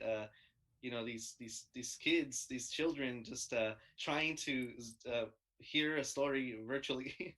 And so that was pretty neat. And the last thing I would like to just emphasize is to please support our local businesses and nonprofits. If you can donate to them, local ones, please do so. And if you can continue just to shop locally by purchasing every now and then a dinner or lunch at a local business. I know that they are going through difficult times, and very grateful for us as a council to continue to support the nonprofits by providing some monies, as well as the businesses, of course. But and then of course with that, please stay safe and healthy, and again, just wear your mask, and if you can get tested and get vaccinated, I would recommend it. So that's all. Great. Vice Mayor? Thank you, Mayor. First of all, I want to begin by saying thank you to the Burton School Pathway for the amazing, beautiful video honoring our firefighters. That was, as we continue to work toward the resiliency of our city, that was very healing. And I just wanted to say thank you. It was beyond words. There are no words to that. Yesterday within my kindergarten class at Westfield, I was in Miss Fayfon's class, and they wanted me to read tons of books. Thank goodness I only showed them 2. And the teacher kept muting the students because they would unmute themselves, and then she would mute me at the same time. So it was very engaging because they were just as excited as I was to read. And of course, the Cat in the Hat and all of that. So I made it a point to dress up with a hat for the kids. And I think they were more interested in the hat than they were in my reading. But that was very good. And I also want to take a brief moment, because when we talk about staff, and I mentioned earlier in the census count, the Porterville Committee, it was Jenny, Claudia, and Jason, of course, with the drive to that. I am going to read this little certificate that I'm going to drop back off. The U.S. Census Bureau hereby recognizes the City of Porterville Complete Census Count Committee as an invaluable member of the 2020 Census Community Partnership and Engagement Program. We appreciate the efforts you made in making the partnership program a success and helping achieve a successful 2020 census. See, it's right here. I couldn't wait to read it to you, but I will be dropping back off. And that was another thing that I wanted to share. On a side note, I just want to share as a conversation, and not conversation, as an informational, that back, I want to say sometime in September of 2020, I shared out and reported out in one of our homeless task force meeting that I had asked a question with regard of the probability of an eligibility worker on site. And at that time, I was patiently waiting for a response. So I reached out not only to the chair of the county task force, but our own district supervisor, which started putting the momentum of conversation. Let's see where that goes. But I also wanted to share with the council, as you recall, back in October, I had reached out to, and we had a meeting with Supervisor Townsend and Mr. Lawless and Mr. Britt with regard to mosquito, and we came to a consensus and sharing it at council with regard to a campaign. I followed up with that conversation, and with that conversation, there will be outreach. So we will probably be seeing something to that effect. Yes, I want to remind everybody to stay healthy. I had my second vaccine. It affected me a little different than it may have affected others, but it was to be proactive and let's be a part of a solution here for everyone to stay healthy and to be safe. And that's all I have to say. Great, thank you. Well, I want to echo some of the comments about testing in our area and some of the numbers. That's some of the only way that we're going to be able to keep moving forward. I know that one of the things I wanted to mention too is that with the business assistance is that even if early on a business was critical of us or critical of what we were trying to do, it doesn't mean that we're not willing to help. And I know as time goes on, as things get more difficult, please don't hesitate. If you're qualified for any of this assistance that we have, we're not looking back at criticism about early things. It's all about keeping as many people employed and in business and getting through this all together. So I just want to make sure to say that I don't have any hard feelings about any criticisms. I'm just glad that we may have some funding available in the future to help people, regardless of what position, regardless of where they sat financially before or now. Hopefully we can help. The other thing I wanted to mention too, well, a couple things. I also read to a group of first graders at Westfield, and actually I forgot to take the books down, so the Banjo and the Dr. Seuss books are no commentary on my reading ability. It's just it was left there for when I was reading to the first graders, who also were very energetic and enjoyed green eggs and ham.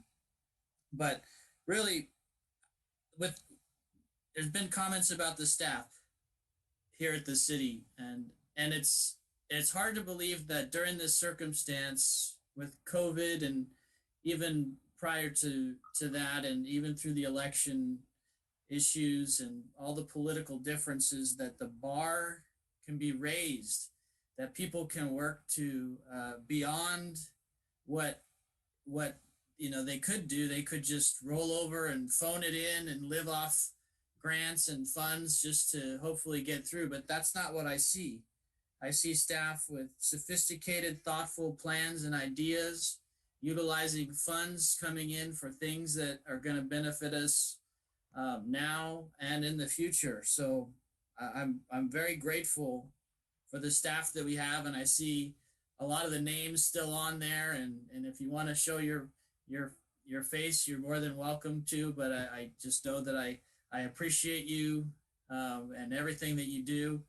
These reports are impressive. Your dedication is very impressive, and I know that I feel comfortable speaking for the council that we appreciate everything that you do, and we're just glad that we're able to have these effective agendas, these effective meetings virtually, and that has a lot to do with your help. So thank you very much, and that's all I've got to say. To City Manager, do you have anything? I really appreciate they are an extraordinary group of people to work with. I appreciated Councilmember Peñalosa's talking about this being, recognizing women for their contributions. I've had the privilege to work with two extraordinary women on City Council in Virginia Garola and Martha Flores, and now with Kelly Carrillo. I look forward to those relationships, and then I've been blessed to work with Julia and Patrice and Maria. Those three folks have. I'm a better person because of working with them, and then I appreciate the connections that I've begun to make with Claudia and Amy. I have enormous respect for their talents and skills, and we're blessed to have them at the city. So I appreciate all those comments. It's a remarkable group. Sorry, guys, not your month. So, but I wanted to take that moment. I appreciated the opening provided by Councilmember Peñalosa on that to recognize them. Just how instrumental they've been in my life, and I'm a better person because of those. Did want to say, and I want to give credit again to Luisa Zavala, who was the grant writer for a very competitive ATP grant, which is providing some options for the community going forward. So she was a part of this team and part of the City Council team before she went over to community development. So I want to give her due credit for her talents in a very difficult grant and the first time that she did it. And with that, we have ethics training next Tuesday, 5:30. Right. Given by our exceptional city attorney. All right. Speaking of, may I say one more thing? Please. I want to welcome our latest edition of city attorneys, David Yanez. David, I haven't had the pleasure of meeting you formally yet, but you work with a fine firm, and welcome, and thank you. Thanks, Councilmember Stowe. And so those of you who I haven't met, I'm David Yanez. I'm really fortunate to work with Julia, and I've been nothing but impressed with all of you at the city of Porterville. So I look forward to working with you more. All right. Thank you. I did have to mention this. Maria is so quiet. She doesn't even have a name on her screen. Fernando brought that to my attention. He goes, I don't even know how she's able to not even have a name. I tried changing it too, and it didn't let me.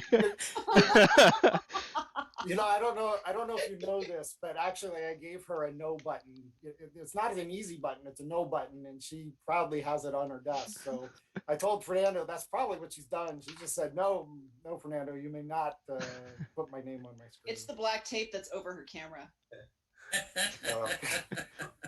I'm very familiar with that no button she has. Oh yes, if you work if you're a department head, you know that button well. So, but thank you. Thank you all, and I appreciate again your patience with the technology and holding these virtual meetings and be able to conduct a full slate of business. And just shy of 10 o'clock, so we're shaving some time off of the meeting. So I appreciate that, and with that, I wish everybody a good night and call the meeting adjourned. Are we going into closed session? We do. Yeah, so yes. Sorry, I forgot. Sorry. Almost 10 o'clock. We got a couple of closed session items. Yeah, I know. Almost for some of us. We'll see you in closed session. And we go back to the original.